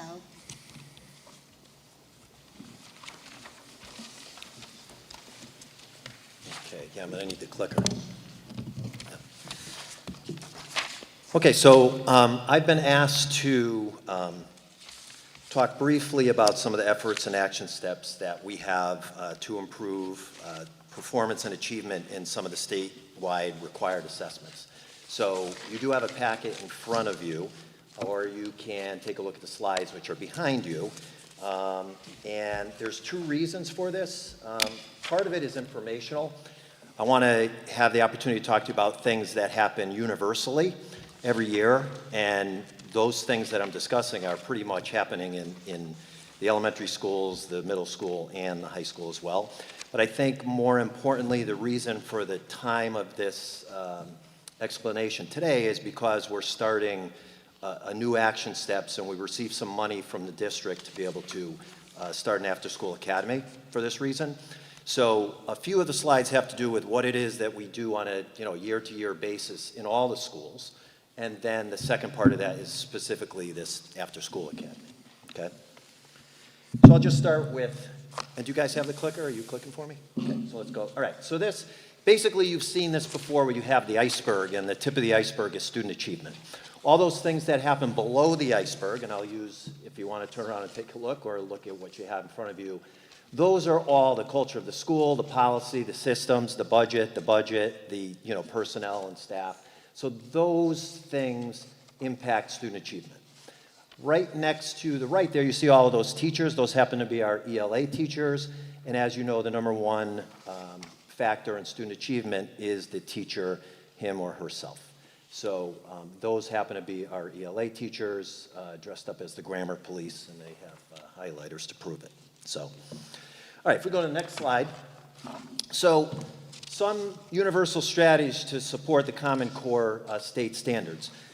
It's not, I do believe they're highlighted, so if you look at the areas that are highlighted. So basically, at McGee and also at the high school, we use a common school-wide planning approach to lesson design. So for example, if you go into any classroom, any time of the day, you'll see what we call learning cards in there, and one of the learning cards have learning targets that are made explicit. The reason for that is that there's a 27 percentile point gain in student achievement when they know exactly, or the learner knows exactly what the learning targets are. So that's something that we do in the secondary schools. So we make learning explicit. As far as the Common Core state standards, you'll see another card that is explicitly static in the classroom, and that has to do with the actual Common Core state standard, and that's more for teachers to help plan. The next piece you see there is, let's go back. So during our staff meetings, we deploy the experts. So we may have a reading staff or our math staff get up there and explain what are some tips for effective reading instruction, and that's across all disciplines. As we know, literacy is something that is tested, and that happens across all disciplines. Let's go to the next slide. This has to do with scheduling. So in 6th grade, we have a double block of ELA with our grade 6 youngest students. We do have a data warehouse system available to us, and that's really to take a look at the standards that we have and the assessments that we're using. And our teachers and our department heads, 612, who are brand new to us, were brand new last year, have been very, very helpful, 612, in leading our departments in disaggregating some of the data so that we can be informed in our instruction. Again, deployment of needed staff. So we have services ranging from just reducing the adult to student ratio all the way up to specialized courses in an effort to close some of the learning gaps. So again, deployment of staff and services. Okay, next set of universal strategies. So in order to practice the testing conditions like you would on a football field or a wrestling mat or a baseball field or in chorus or band, we do practice testing conditions and the tasks that align with these high-stakes assessments that will be public. So for example, we may practice question types, and I'll give you one example. So if you look at a question stem, right? You could have a question, they'll tell you, that the test makers will say it's not a good idea to put like a never or a not in there. So for example, if you said, which one of these is not an example of alliteration? That's not a great test question because that could be conceived or perceived, as a trick, right? But those questions are on the high stakes testing. So we have to teach into that. We have to teach students to read carefully to make sure they know how to answer a question. Another example would be the tasks and the length of the tasks. If you have a 45-minute class and a test session is 90 minutes, students have to have the stamina to be able to handle that. So those are things that we also do. The electronic tools, it's one thing to take a test paper pencil, but it's another to take it on a computer. So those are universal things we do to support the student's ability to see something that is not novel to them because they know how to practice for the test. And of course, our professional growth and evaluation, our staff develop goals and action steps to support literacy and numeracy, and we're learning constantly how to design assessments that are predictive of how students might do on these high stakes tests. Okay? So those are all the universal things that we do on a daily basis. If you flip the page, or we go to the next slide, here's what we're doing that's new that you might want to know about because we're starting it this week. So we were able to get some money through Choice and Title I, and we have chosen some students who we predict to benefit from additional numeracy or literacy direct instruction. Now, who are those students? Because lots of students can do that, and we only have a certain number that we can target. So if you go to the next one, and I'll show you this, so the next slide. If you want to turn around and take a look at this, this may be helpful, this chart up here. So this is a chart from either a math or a reading specialist at school. And these are what we call our scale scores, so 2022 to 2023. So I'll take a look at, this is a real student here at the top. And you can see their scale score in 2022 was 2472, and in 2023 it was 2515, right? So that student made growth. And if you look, they made growth. If you look in the next box over, they grew by 43 points.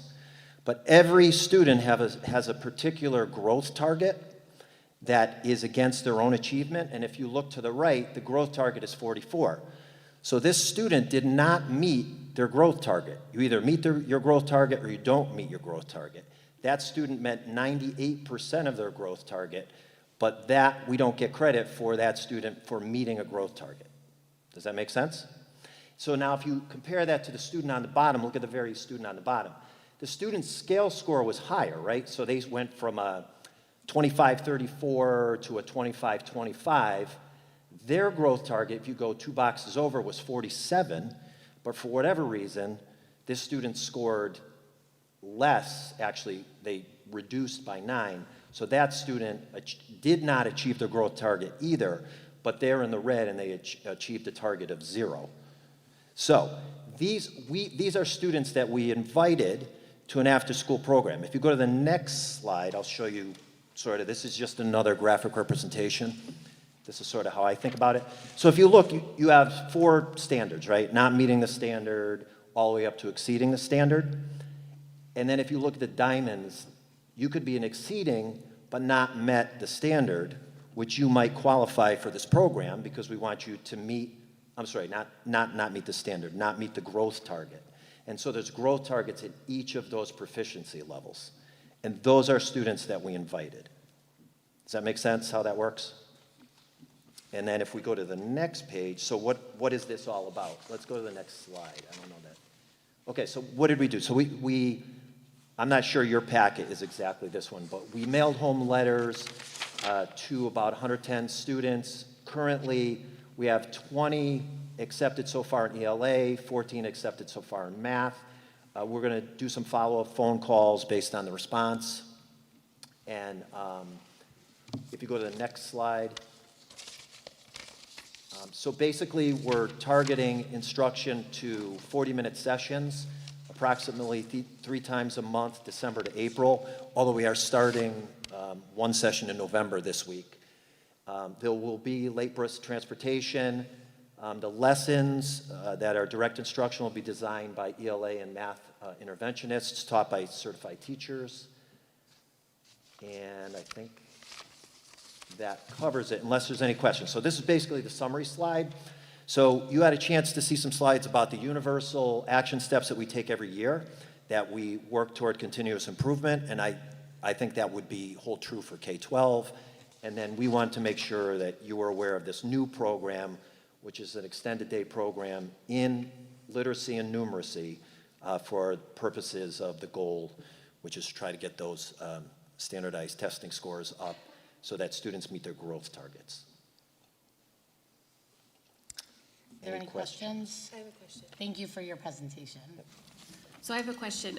You said that you extended the invitation for 55 in ELA, 55 in math. Yep. And you got 20 accepted, 14 accepted. Yep. So kind of a 2-part. Number 1, if all 55 in each accepted, so do you have enough teachers and for that? That was funding and everything for all those students. Just curious. So we would. Okay. The money is limited to staffing needs, so we're paying the staff, so it's just for salary. Right. And to try to coax some of these students to come, they'll do anything for food. So we're taking money out of like our student activity fund to buy chips and. Right. And hopefully, another thing about middle school kids, you know, if my friend's in it, maybe I'll also want to do it. So we want to make it something that is direct instruction, but at the same time, something they're going to benefit from and find it to be somewhat exciting and engaging. Okay, so then if only, let's say you reach out, because you said you're gonna reach out to the others and kind of like encourage them and whatnot. If for some reason they're just not gonna do it, would you extend the invitation to perhaps other students that might need the help, or are you just gonna stay with the? So we've identified these 110 students that Okay. we'd really love to have come. If we don't fill the slots, I think we want to start with them Okay. to see if we can get them. If we don't fill the slots and we have staff and we have seats, we would go back and look at our data again to see if there's a second set or even a third set. Okay, that's fine. Thank you. When you say targeting, you target a certain group of students, is it that these kids could slip through the cracks, like they're just borderline? It sounds like they have that potential, but they're just not quite making the grade, no pun intended, but you know what I mean? I'm just trying to get an idea of what it consists of or what the criteria is. No, that's a really good question. I don't know, Brian, you're looking at me. Do you want to answer that one or you want me to? I just think the biggest message here is that within the middle school schedule right now, there's not the time for students to get the additional time focused in the area that they're so close to making their growth. So the whole thing here is that we want students measured against themselves, which is what the growth target is. And the expectation that's communicated repeatedly is students should grow as measured against where they are, right? Improvement against yourself. So these students are so close at 97 or 98% that with that little bit of extra time, smaller group, more focused instruction, our hypothesis is that they will demonstrate that growth. That's the point. Is that Yeah, I mean, that's a really good question because who do you pick? And we tried to pick those that we predict. Again, why did they score so well 2 years ago and maybe they fell back this year? That's another thing. We're interviewing students, watching their work habits, having a connection with staff. So that's a really good question. But the goal is for us to get them to meet their growth targets. And these are students who we predict we can give a little bump to help them. I think it's great you're doing it, by the way. So I support it. I think it's awesome that you're giving them this opportunity to excel and to, you know, test better. Not I'd say test better, but I love it that you're doing this, so thank you. I think Brian had a question. Yeah. Do the students understand why they're being invited? Is that transparent to them? So we have spoken to them because they've asked about it. Teachers have talked to them, but they still need like a second round of, okay, so here's why again. We're explaining to you why you might get a bump from this. As a matter of fact, we had a student that was high achieving and wanted to know why. And once that was explained, she felt a whole lot better about it. So I think it's either going to catch fire, which we hope it does, but the ultimate goal is to, again, it's predictive. Who are we predicting that we're going to help the most to get students over that hump to achieve? You saw the student who needs 1 point. Well, we're predicting that they will meet their growth target +1 this year. It's hard enough to meet your growth target or to score where that student scored last year. So. You said that the funding is paying for the staff. Is the grant funding also paying for the transportation? So the funding is, because it's late buses, it's 40 minutes after school and the late buses already coming. We do have some students participating in choice, and that doesn't cost us anything. That's coming from. And so you said the sessions are 40 minutes long.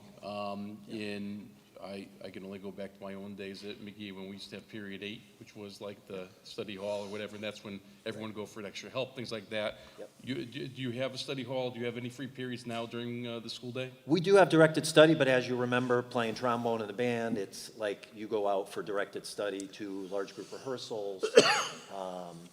We do have intervention classes that unfortunately sometimes pull from our interventions. That's another universal design, I didn't put it in here, that we're looking at scheduling for the next couple of years. Do we need to make our core classes longer as another universal design?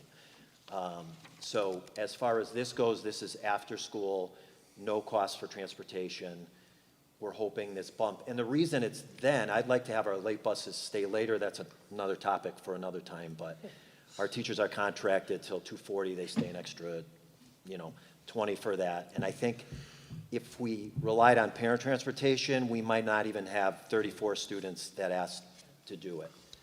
Well, and you mentioned like even the extracurriculars, do you lose any students because they don't want to miss a practice after school? Yeah, they can go to 3 o'clock and then head on over to soccer practice, or maybe go on the baseball field, or. There are some. Okay. And is the grant funding, is it only tied for this fiscal year, or does it carry, it's more of nationally, does it carry over?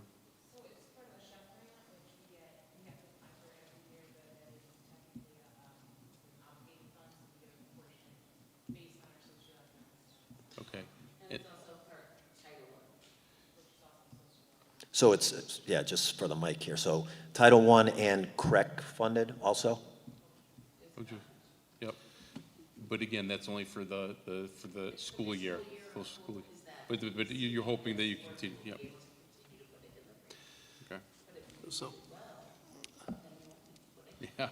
so the one thought is that we'll come back to the board, and we're going to tell you how the progress went with the program. And if it goes well, we're going to say we're hoping to allocate the same funding, if not more funding, for more students. So we'll definitely give you a report back on how we did with not the, as a whole, what percentage of students that were involved, and then how they did with their growth targets. But that won't be until next year, because when we get the results. But Yep. And just one last thing. I know this year you didn't have the assessment report, right? You guys didn't do that yet. Next meeting. So the information you have in front of you might be helpful as you look at the assessments, the sort of the universal design things. Those are the things that have gone into what has yielded whatever the test scores are. So that might be something that's of interest to you, at least the first 3 slides. Last question, is it like rolling admissions? Would you accept somebody in February if they wanted to join? Yeah, I think we would. So we have the staff all set up. We created the schedule. So if we move students into it and we have room for them, I don't see a reason why we wouldn't do that, especially if it's working really well, and especially if somebody wants to do it. Mm-hmm. Okay. Thank you. Good. Okay, thank you. Thank you. Anything else? Okay. All right.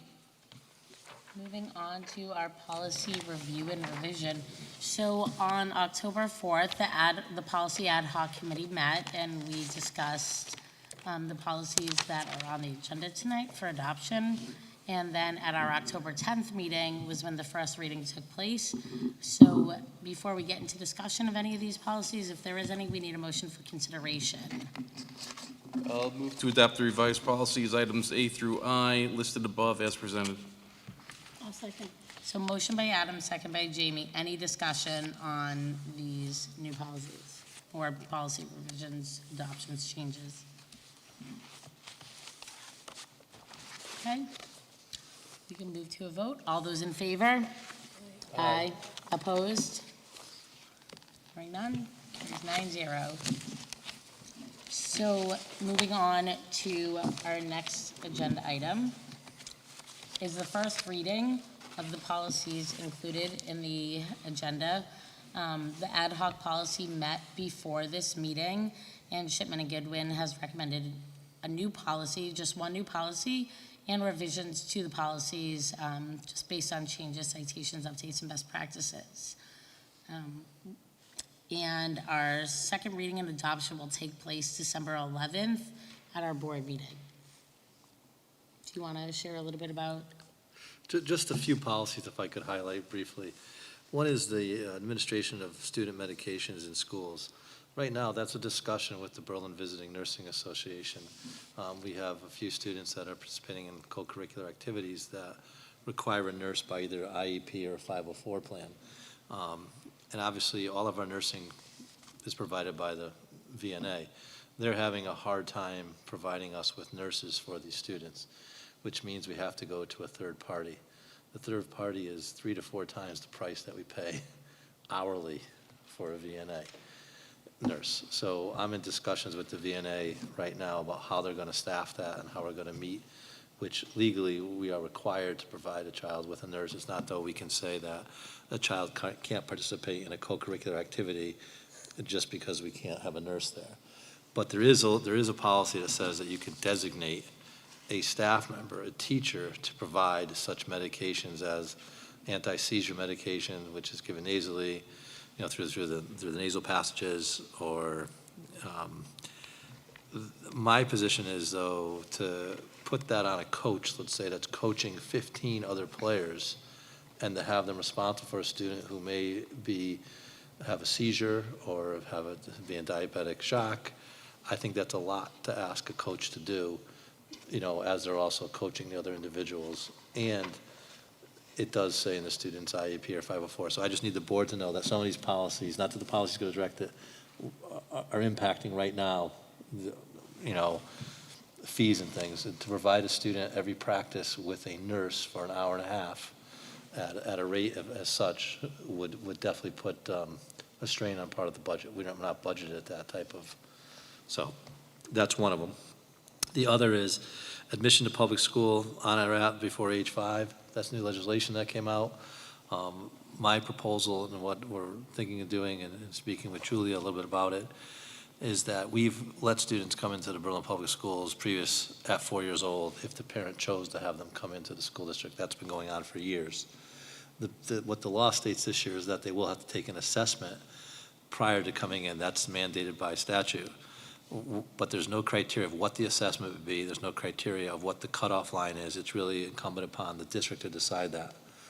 But being that parents have already contacted the school and they're looking for next year, the thought is that for next year, we would allow students, if a parent opts to say that a four-year-old should come into the school, we would give them the assessment. We may tell them that based on the assessment that we feel that it's not best for your child to enter school.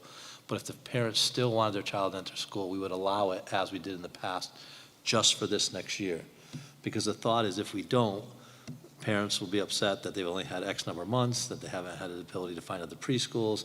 But when we send out that letter, the thought is that we would send out a letter stating that the following year, we will have an assessment, whatever the outcome is of that assessment, and we would push the date back, as the state statute says we're able to, for who would enter. But we would just wait one more year to input to enact that. So I don't know where the board, if there's any discussion on that. So I think that's a really important discussion of the board, and I know that people have approached me outside of board meetings saying, what is the board going to do? This past legislative session, and so if you have a student who is going to start kindergarten at 4 years old, starting next year, and turn 5, by the end of December, for the first 3 years of their life, up till right now, you've been planning on sending them to kindergarten, and now you find out you have to pay for another year of childcare, daycare, pre-K, or not, because it's not mandated to send your kids to pre-K, but that's another expense for families who weren't planning that. It gives parents a little over a year's notice, and I think that, in my opinion, it came up fast, and, parents are concerned about it because they're like, my 4-year-old was supposed to start, and now based on this, they're not going to be able to start, and they're ready, and that's another $10,000 plus that we haven't budgeted for or weren't planning to spend. There's many different scenarios. I think if that's the position of the board to do that, then we need to make sure moving forward, it's this 1 year exception, and then everyone else has to follow, the policy as it's outlined in the Connecticut General Statute. So, I know that when I first heard of a school district, I can't remember, it was in Fairfield County, announcing that that's what they were doing, I sent it to Brian right away, and I said, can we consider doing something like this? And talking with the board about it, because I think that is important. I think that, you know, if you are planning on having your kids start, you know, it puts you in a really difficult position. So I don't know what any of you guys think, if I was even clear in what I said. Well, I think if you're saying for children now to start next year. For next year, just for next year, and then after, that we have to follow the Connecticut General Statute. Right, no, I understand that, but what I'm saying is from now till next September, they've got notice. That's not enough notice? Or you're saying start it next year and tell them?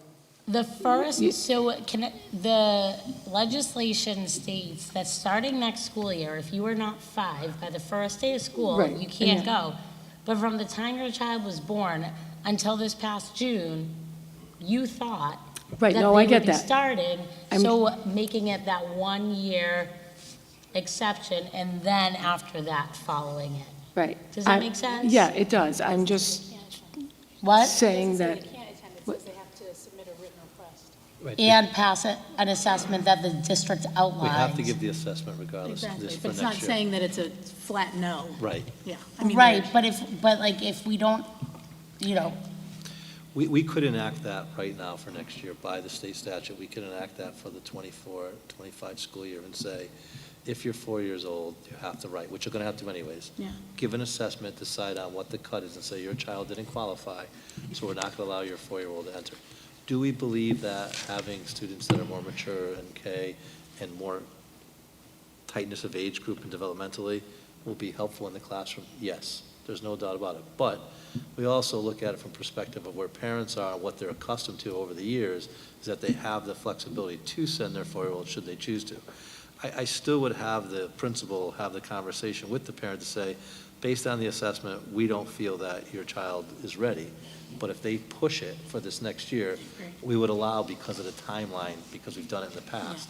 And then the following year, in the same letter will say, you know, the following year, we will be changing it to the new date. And if you are 4 years old, you will take the assessment. And regardless of what your opinion is, it's going to be based on our assessment, whether your child's able to enter. Is the assessment already, No. is it No, a it's- standardized No. assessment? Or we would make it give up them a as we 5th go? grade Like, assessment. Each, It's it's a, school each district. district. Individualized by district. No guidelines at all, Jamie. So we're behind the scenes, we're asking what people are planning on using. It's similar to where we were with the state with COVID, to be honest with you, is here it is, you decide what the cut is, you decide how you're going to implement, and so on. What are other school systems doing? A lot are starting to, I think a lot are starting to follow this from what I've heard and read. What have you What gathered? assessments are they, like, Well, there's various assessments they're looking at, and we're aware of them, but some districts are looking, like, one thing was to take, offer a preschool for those 4th grade students, just say. 4-year-olds. 4-year-olds, not 4th, for 4-year-olds to go into preschool, but that's at a cost that would be, then what could be parent, right, astronomical. exactly, you really can't go that route. So a lot of them are looking at similar to what we're saying for the first year. Some are implementing and saying no, that they're not going to do it. But we don't have the exact assessment we're going to use at this point, and many districts don't. So there is actually a spreadsheet that's out there That takes time listing them. to do, right? I mean, that's When did the a assessments begin? process. What's that? When do the assessments typically begin for somebody who wants to get into kindergarten? We've never had to do them before, so. No, don't you take the test or something? There's some, That's preschool. They register. They register, that's just registration? sort of, sort. That happens in January. The pre-K, the screening for preschool, doesn't That's it? preschool screening. Yep, but when we do the screening for the Preschool preschoolers, but that's in January, that's January, because February. January, February, that's early. But that's why we're saying to go and do this to parents, to give that year. Exactly. I think it shows a mutual respect, and then a parent that is upset, they've had over a year to decide, I just like how they put this out now, but there's no Right, and I think that, helpful. the student can still have the assessment, and then the principal can have that honest conversation, but then we're leaving parents with choice to make that decision for that first year. I think the parent choice, but I think it also can potentially put us as a board in a really difficult place when, we get a number of parents who might come to us and say, well, I wouldn't have had a second child if I had known I had to pay for childcare for another year, pre-K. There's a number of different things that can put us in a really challenging place as a board, and I just don't know if it's fair to parents to throw this on them, especially if they're not up to date with legislation, and then they're gonna find out when they go to register their child, because it's not necessarily forward-facing. Tina, something? But also developmentally, for most 4-year-olds, I would think, especially boys, going into school before they're 5 will do them a disservice in the long run, and in my opinion.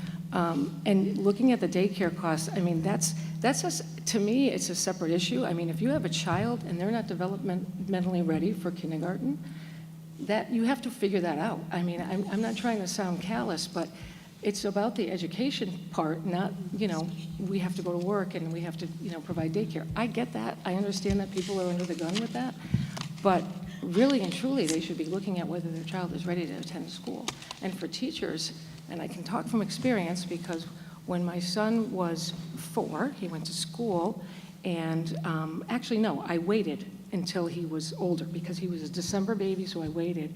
And when he was in 1st grade, the teacher came to my husband and I and said, well, why did you hold him back? And I said, well, he was a boy and he was born in December. I thought I was doing you guys a favor.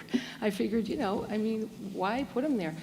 Oh, no, he's doing great in reading and he's doing great in math. So firstborn child, I didn't know. I took her recommendation. Well, it wasn't great when he got up into 6th and 7th and 8th grade because socially and emotionally, if we want to talk about social and emotional, the maturity level wasn't there. So academically, you could be great, but it all has to come together. So I don't know, I'm a big proponent of waiting. I think it's one of the best things we could do for kids is hold them off. They've got so many years to be in school. And if they can have that one more year of just maybe repeating pre-K, or I know for moms and dads it's difficult. I'm not saying there's a magic silver bullet. I know it's costly, I get that, it's a whole nother caveat, but for the kid, when they get up there in middle school, it can be hellacious if you're not ready developmentally, socially, And I don't disagree with you. When this policy passed, when the legislation passed, I was happy about it because as a former K-1 teacher in New Haven, I saw it firsthand. We would have 4-year-olds who were for half the school year who were not ready to come to kindergarten. They didn't have pre-K, and so I really saw the detrimental effects. However, looking at parental choice and planning, I think how the legislation was passed and giving parents only a little over a year, it can be unfair to the parents and then put us as a collective board in a difficult position. I think it's okay if you don't agree with it, that's fine. And I respect that because I'm 100% with you. I'm just, for that 1 year though, because whether parents should pay an extra year for pre-K, but don't for whatever reasons, the parental choice piece right there. My perspective, I want to respect it just because they weren't planning. But I do agree, so. Yeah. I think the amount of time it takes to put together an assessment that is appropriate, that parents can see, that they understand is going to take time. It is an extremely personal, whether you're a male or female, it is extremely personal for a parent who knows their child, and it is not on me, or let's say it's Kara, not to throw you out there, but on Kara to say, hey, I just spent 5 minutes with you. Yep, you're good to go. Or no, you're not good to go. So the assessment piece in itself has to be a very well thought out, assessment. Yeah, I mean, we have to do some research on what is appropriate, what questions we're asking. We wouldn't have that ready to go by next school year anyway. We're already getting ready to go into December. And you need to put it out there. It has to be transparent to our parents that this is even occurring, and we don't have the time to effectively do that. So in regards to what you said, Julie, yes, for next year, in my opinion, no. I mean, we're just not going to be, And in it's a gonna have to place be something that the board stands behind if we're getting criticism by all the 4-year-olds who are now getting turned away because they're not passing the assessment because of whatever assessment we give. Like, we just need to make sure it's ironclad in our approach as well, because we know that it's really challenging sitting here, fulfilling our duties, but then when we have really upset parents coming at us, we want to do what's best. We want to hear them. We want to be able to honor their voices and respect them. I agree with that. But it becomes more challenging to do that when you have people angry at you. Well, and when do you do the assessment? Because do you want to give them enough time to have their class, their teacher picked out so that they have ability to make arrangements for childcare? You can't do it the week before school starts. That's not appropriate either. So then you have to, think of that. The timeline. And when you're going to do it. I mean, there's so much that goes into it. I just love that they. And you don't want to do it too early. No, you won't, and you can't do it too late, so where's the sweet spot as to when to do it? And you have to write it. Current thought that we would exempt the next year's wave of students, so we wouldn't do an assessment at all? We would just say, they're fine to come in prior to 5, or are you saying, just clarify exactly what? Sure. So for next year, by state statute, we have to do an assessment. There has to be a letter by the parent requesting them to enter at 4 years old. But we can decide though what the cut is, or whether the assessment, the cut score of what the assessment should be. But our thought is to set a score that we believe that the student would be successful at 4 years old. But if the student score does not show, or we don't feel the student would be successful, the principal would say to the parent, we're not recommending that your child move forward. But if you choose to do that, then we're not going to stop you this year. The following year, we would say, no, we're not going to register your child at this point based on how they scored on the assessment. But it gives them 1 year of they have control, I guess is the best way to put it. No, I understand, but are we putting ourselves in a predicament? So for instance, if we set the assessment, however we do it, at a certain scale for this year to allow 4-year-olds in, and then we crank the assessment to match the actual cognitive ability of a 5-year-old, the next year, are we opening ourselves to any legal issue? Do we have the distinctive authority to do that? Is there any chink in that plan? I don't think there's any chink in the plan, because I know other districts are doing exactly that. Okay. But I think that the real issue is our beliefs. We would let a 4-year-old in right now without an assessment if they chose to enter. We may feel it's not best, but we would allow them to. But from an educational standpoint, we know that most 4-year-olds are not advanced as 5 and 6-year-olds. So there is a disadvantage to students. So what we are doing though, really, Peter, I think we're delaying it for the parent because before we had no choice, we had to. But now we have this option. We're just not exercising it till the following year. Okay. My only comment about, I'm sympathetic to the fact that parents of 4-year-olds got this dropped on their lap from the state legislature. But this proposal we have only kind of furthers the problem to a degree. So for instance, you have a child that would go in next year with our current proposal. Well, then every parent who has a child between the age of 0 and 5 is eating an extra year of childcare costs. So why did the parents of 4-year-olds right now get this perk of not having to worry about the state mandate when someone right behind them, a year behind them, now has to do it? My concern is that by doing this, you're going to have parents upset no matter what, because you're going to say, oh, we made an exception for them. Well, why can't you make one for me? Come on, what's going on here? So I think we have to be extremely careful about how we go about this, or if we go about it at all, because it sets a precedent, and no matter what, you're just delaying this process, and you're still going to have upset parents, especially when we're taking a unilateral decision and saying, hey, well, we'll make this exception for this group, but no more. But it's already been done. It kind of ripped the Band-Aid off. I think you bring up a very valid point. I think what it gives the board the opportunity to do is get our ducks in a row and convey a very clear message. which I think that is the biggest lacking piece. But Tracy, what did you want to say?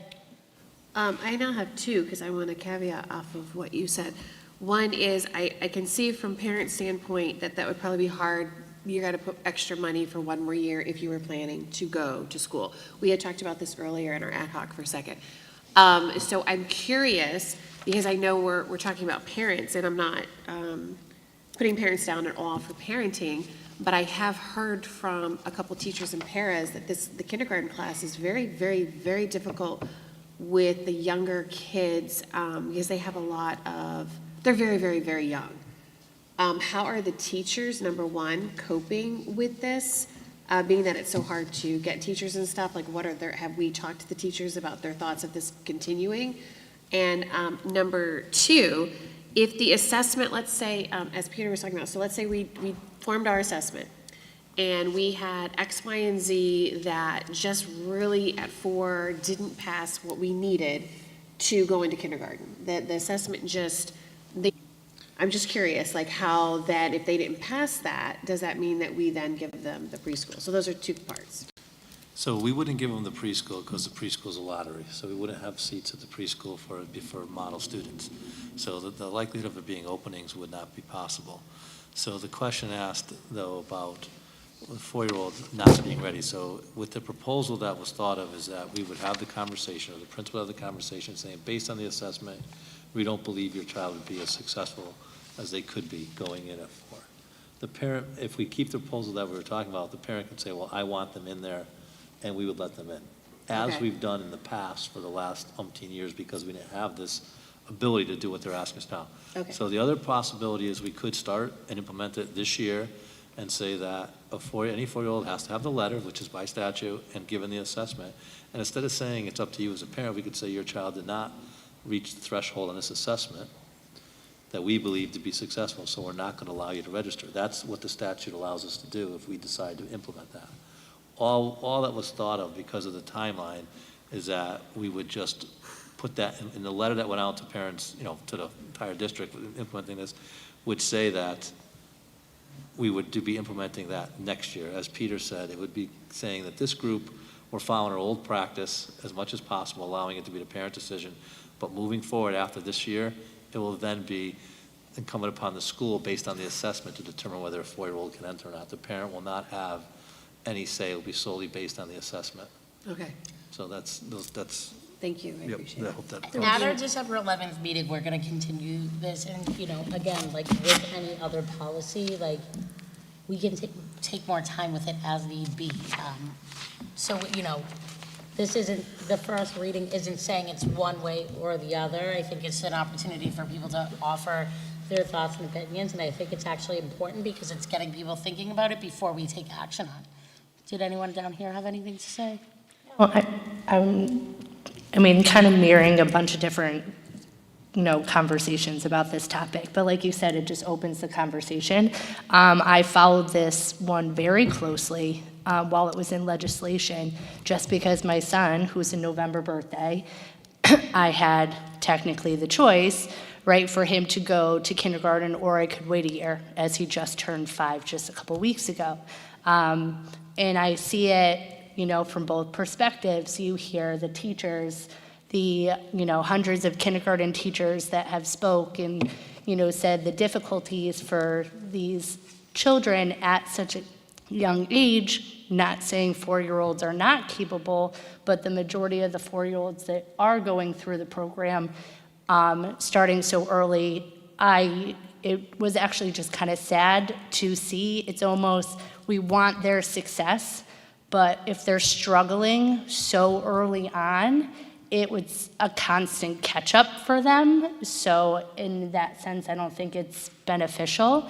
I understand, the finance in terms of, parents, and I just paid for another year of preschool, but that's what, I felt was most appropriate. So I understand having the options, but I also, what Peter was saying, and this is fallen on our lap from legislation with, once again, little guidance. So taking the time I mean, that assessment is going to be key, but not lingering too long, because even at the preschool level, as we're about to send out, working in a local preschool, we're about to send out to parents if they're going to sign up for next year. And how are you supposed to sign up? And you have to put a deposit down, and that deposit holds your spot. You have to pay it, and they're not going to want to find out a couple weeks later that, I do need to have my child go, but now there's no spots available at the preschool. So timing is going to be of the essence. Anyone else want to add anything? I'll just say that, yeah, the legislation was just signed in July of this year. So to expect something to be done within one school year period is very difficult. So I think that looking at it from a 2-year school year period is a better way to go. That's it. So this was only our first reading. I do look forward to continuing this discussion. I think it's going to be important as the board, develops their position and hears all different, opinions and views on this, because I think we all have valid points to offer. Okay. So that was our first reading. Moving on to approval of educational specifications for the design and construction of upgraded science laboratory classrooms at McGee.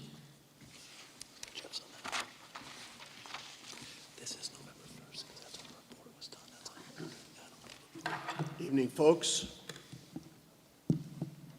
How's that? Okay. Good evening. I know one thing for sure. This is going to be an easier decision for you than the one you were just talking about. I'm up here to talk about McGee School also, about approving an ed spec that has to be done in order to move forward to get funding. I know you received a packet, which was rather large. I apologize for the size of that and the size of the exhibits, but it's important that we put the appropriate justification to the back of the decisions that the board is going to make. You also may find in front of you that I passed out a few moments ago, very current pictures of the science labs at McGee, at least the 5 that we're speaking about. We're basically speaking about the ones that are for 6th and 7th graders. We do have 2 newer ones that are in McGee. So at any rate, that's just for information, for good. You might like the pictures better than the narrative, but I'll try my best and I'll try to make it very quick.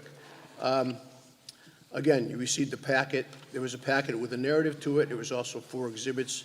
I'll take a few moments on each one just to let you know that it's important and let you know how we're coming to this decision.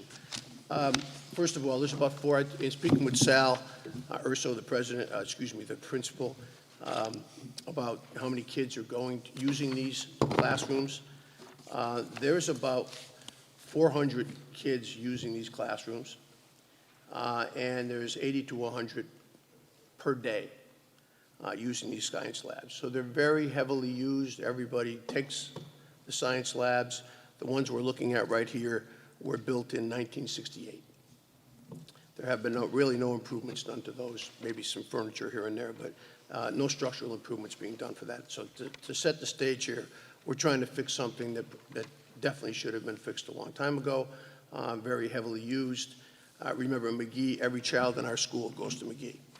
So it's a very important situation here.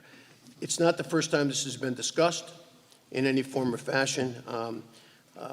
I want to just give a background of why we're here speaking about this now from a capital planning standpoint, and then talk a minute just about the exhibits. Back in October, the F&O committee, our Finance and Operating Committee, approved the priorities for the capital plan for the town. Some of you know this, some of you may not, is that the capital planning does get funded by the town, not by Board of Ed. So the very large projects that we have to do, we have to get on the capital plan. This is considered a large project because in a minute I will be going over what a short estimate is, and it's going to be about a $3 million budget. So when our capital plan priorities went up to the capital, I guess it's called the capital budget planning committee, on which Ashley sits on for us for the Board of Ed, she brought your priorities. The first priority was this, fixing the science labs. That was agreeable by the F&O committee and want it to be moved forward. The reason that we have to do something other than say we want it is when something is going to be an expensive project, the type of funding that gets applied by the town is decided upon, obviously, by the town council and also the finance board. This being about a $3,000 estimate, what was suggested is that we put together an ed specification, which we have done and you have in front of you, so the town could use that to apply for bonding. Bonding meaning going out and obviously financing a $3 million project. So that's the reason we have this extra step now rather than just asking for money and seeing if we get done. The items that have to go into an ed spec are pretty basic.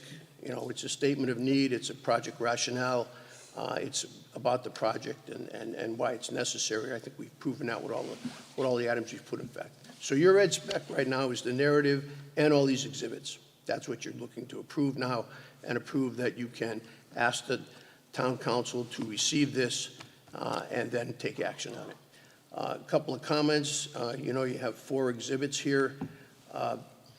The first 2 exhibits, which are very important, are technical exhibits. They're studies done by Fryer Associates, one in 2013, one in 2020. I don't know that you would have gone through and looked at those entire exhibits, but I can tell you one thing for sure, that both of those exhibits and both of those engineering reports supported the renovations of the science rooms. That means it was already reviewed and supported in 2013, and it was reviewed and supported again in 2020. Obviously, the town at this point has not done anything with the labs. So again, the need is established by technical reports. The rationale for it is we want to do whatever we can do to have the type of facilities to teach our children the things we want to be taught and to make sure that our instructors have the way to do this. So that's the first 2 exhibits. And again, those exhibits are used, here's how important they are. They're used by the town facility department constantly since they've been done to pick what kind of maintenance get done, to pick what kind of projects get done, what kind of renovations get done. And once again, a lot of the things you read about, if you looked at those, have been done already, except the science labs have not been touched. Okay, so we've got a long while. This has been very, very overdue. The next thing I want to say is I want to say a great thank you to Sal and his staff for putting together some great information relative to what these labs are like to teach in, and what they're like to teach in, and what they're like to learn in. And if you saw that one exhibit, which is exhibit number 3, where the teachers were actually talking about the labs, it really lays out how important it is for us to change these immediately. And again, I want to thank you, Sal, and thank you, staff, for putting that together, because it's very, very good and very telling. You don't need me to read it to you, but I'll tell you, it puts the point in good spot. There's an exhibit 4, which was part of the technical exhibits, that we engaged JCJ Architecture to look at this project, evaluate it, and then also go out and get us a professional cost estimate, which they did. The cost estimate, which you also have, is your Exhibit 4, was done by Trophy Point Construction Services, which just does professional cost estimates for construction projects. And I'll talk in a minute on it, but I will tell you that this project includes actual programming, planning, design for specific spaces will be developed during the project, as well as the construction plans and specifications. The reason that we just have a order of magnitude estimate here is because we don't have plans and specs yet. We're not going to be able to have plans and specs on each one of those 5 classrooms until we engage an architect and engineers to put plans together. That will be expensive also. It's part of the soft cost. So we don't really want to go forward and do that yet because, number one, we wouldn't have the funds. So the project includes the planning and everything else, not just the construction. A conceptual budget is order of magnitude budget is not what it costs to design that chair. What this is, if you were going to do a model classroom in a 6th and 7th grade science lab, what it would cost on a per square foot basis with labor and everything else to put it together. So that's what this estimate is. It's an order of magnitude. It's not a specific cost on anything exactly other than the size of the room and the amount of kids you need in the classroom at McGee. The labor, just to give you an order of magnitude here, the material cost and the labor cost together is a little less than $2 million. This is for all 5 classrooms, by the way. But when you add in a number of the other soft costs and general conditions, overhead profit, design contingencies, things like that, it goes up almost another $1 million. So you're talking about $3 million, and that does not include design fees if there's a problem with asbestos and hazardous waste, and it does not include FF&E, which is fixtures and furniture. So you've got a pretty expensive project, which again is why we're doing it, why we're asking the town to bond it to go forward. As far as the exhibits, unless you have any questions on any of this stuff, I know it was a lot of information. I will try my best to answer it, but I think we do have a good specification to get us some funding. I certainly think we have substantiation to ask for it. The process goes like this. If you pass this resolution, it goes to the town council. The town council will then review it, accept it, if they like it, obviously, and then it would be up to them to take action on it. That action would be to pass it along to the public building committee for them to go forward with the project. But it would be up to the town to do that. I will answer anything else or explain better if I can. Anything else? If not, So thank you for that, Jeff, and thank you for the explanation. Before we open it up for discussion, do we have a motion for consideration? I move to approve the educational specifications for the design and construction of upgraded science laboratory classrooms at Catherine M. McGee Middle School dated November 1, 2023, and to submit such to the Berlin Town Council for review and action. Do we have a second? I'll second. So, Jamie? Yeah, so motion by Adam, second by Jamie. Any questions, comments regarding this? Just, Jeff, you and I spoke previously, but obviously this is step one in a long process. And we kind of talked about this a little bit. You know, even from a time frame standpoint of construction, you're probably looking at well over a year just of construction time, because it would have to be done while the school's occupied. if I may, the estimate that was put together by the consultant said that it'd be a year, almost a year and a half construction while occupied. Yep. Okay. And so the escalation to midpoint November 2024, obviously, that's generous if we're going to be able to move this thing along in a 12-month period. Right.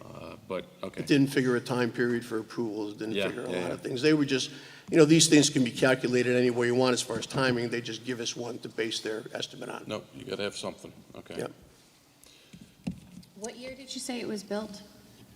1968. That's what I thought you said.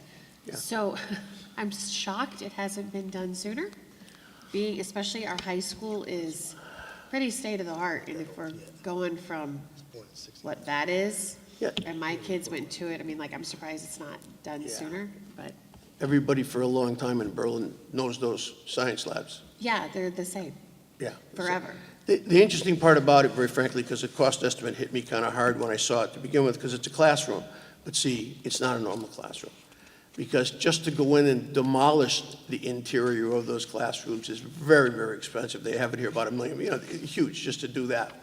And then you've got to rebuild them again.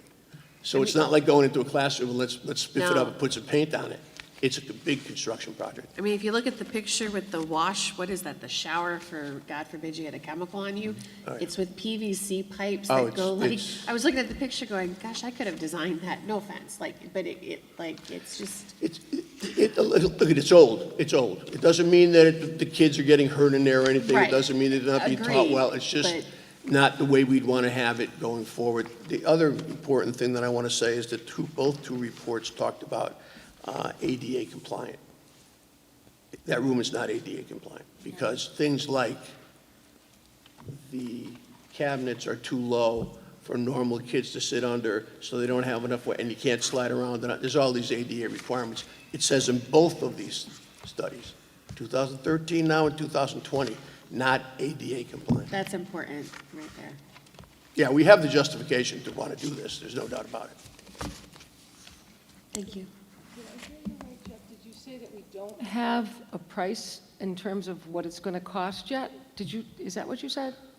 What I was trying to explain is the estimate that was done is it's an order of magnitude estimate, they call it. It's that if you were going to build 5 new, not the outsides, but the interiors, 5 new science labs, the model you would use is these amount of things, this amount of information, this kind of stuff, and a per square footage, cost. So it doesn't mean that it will exactly cost that in Berlin for our 5 classrooms. It means this is something that you can depend upon being within a range when you go out to bid, that these are the kind of prices that it would be. What's that range? It's $3 million. Oh. I'm sorry, you didn't hear, I'm sorry. Yeah, it's $3 million. So it's significant. Right.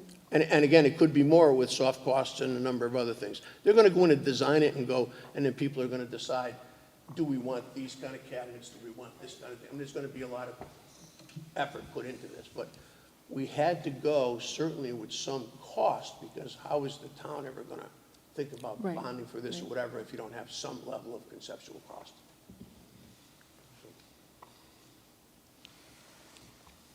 All right. Anything else? All right, let's move to a vote. All those in favor? Aye. Oppose? 9-0. Thank you very much. Thank you very much, Jeff. So now we are going to talk about textbook adoption. So Lori and Cara will come on up and talk to us about the stack of books right here that were just discussed in the curriculum committee. So we have several textbooks that we're going to present to you tonight. The textbooks are near Brian and Julia, if you want to take a look at them. We did present them at our curriculum meeting prior to this meeting.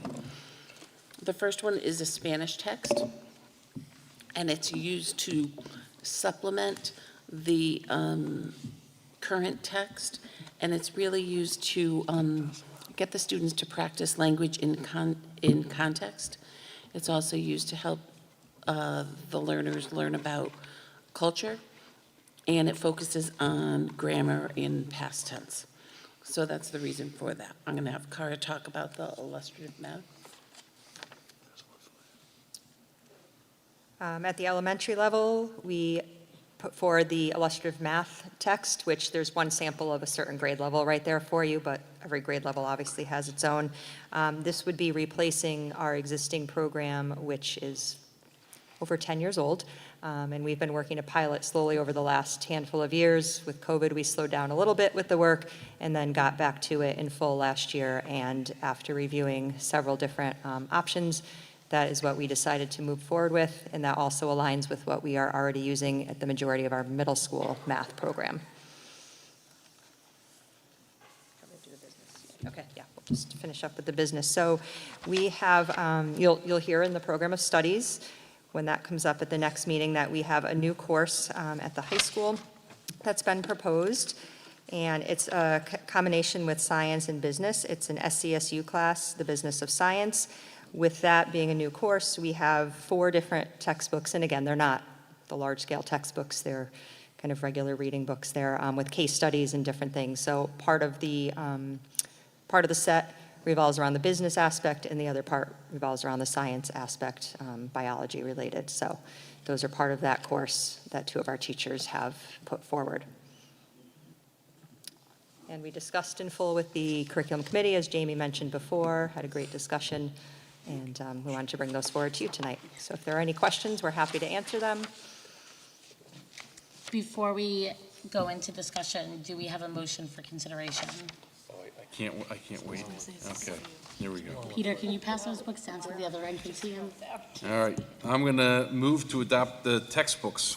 Pobre Ana Bailo Tango by Patricia Verano, Veronica Moscoso, and Blaine Ray, and published by TPRS Books. Environmental Economics and Natural Resources Management by David Anderson, and published by Rutledge 2019. Business and Environmental Sustainability, Foundations, Challenges, and Corporate Functions by Sigrun Wagner, and published by Rutledge 2020. Editing Humanity, The The CRISPR Revolution and the New Era of Genome Editing by Kevin Davies and published by Simon & Schuster 2020. Building Backwards to Biotech, The Power of Entrepreneurship to Drive Cutting-Edge Science to Market by Stephanie Wisner and published by New Degree Press 2022, and Illustrative Mathematics by various authors from IM and published by Kendall Hunt. Do we have a second? I'll second. Second by Jamie. Any discussion? Yeah. Not specific on the books themselves, but just remind me. How often are we reviewing the books in the classes and updating and changing, you know? I don't recall doing this last year. That's why I'm asking, how often do we do this, or maybe I missed it? Did we? So we don't have a cycle per se, because what Berlin does, which I think is a great strategy, is they look at the curriculum every summer, and we decide whether or not we do that. And then in some cases, they add like supplemental text, like the Spanish department is doing now. The one that Kara's talking about, they had started looking at it, the math text at the elementary, a while ago, and then we decided to have COVID. And that kind of put a halt to things for a little bit. And then as soon as we came back, they've also been doing a lot of supplementing, obviously, in that area as well, and some piloting. And then, of course, any new courses, if there's a new Right. text that comes up. Or we have some courses that are college level, and so we have to go with their requirement. So if that comes up, then that gets proposed. And sometimes some of the texts for certain courses at the high school are out of date, like compliance type thing. We've had that with some of our kind of the more technical classes, and so then we'll bring it forward. But it's not, like Lori said, every several years Got it. we revisit it. Depends on the course. And sometimes there's new staff members that come in and teach a Thank you. course and want something to support what they're doing. Thank you. I think we have a good strategy. Any other questions or discussion? We can move to a vote. All those in favor? Aye. Aye. Opposed? Vote carries 9-0. Thanks, everyone. Thank you. Thank you Thank so you. much for your presentation. Don't forget your books. All right, moving on to the consent agenda. Do we have a motion for consideration? I'll move to approve the consent agenda as presented. Do we have- Motion by Adam, second by Jamie. Any discussion on the consent agenda? A quick comment just to say the close-up program, nice to see that continuing. It's a great program. My oldest daughter did it years ago and loved it, still talks about it, so glad to see it's still moving along. Bless you. Thank you. Any other discussion? Okay, all those in favor? Aye. Aye. Opposed? All right, 9-0. Final agenda item. Motion to adjourn. Do we have a second? I'll second. So motion by Adam, second by Jamie. Any discussion? Okay, all those in favor? Aye. Opposed? 9-0, and the meeting is adjourned at 8:57 p.m. Have a wonderful night.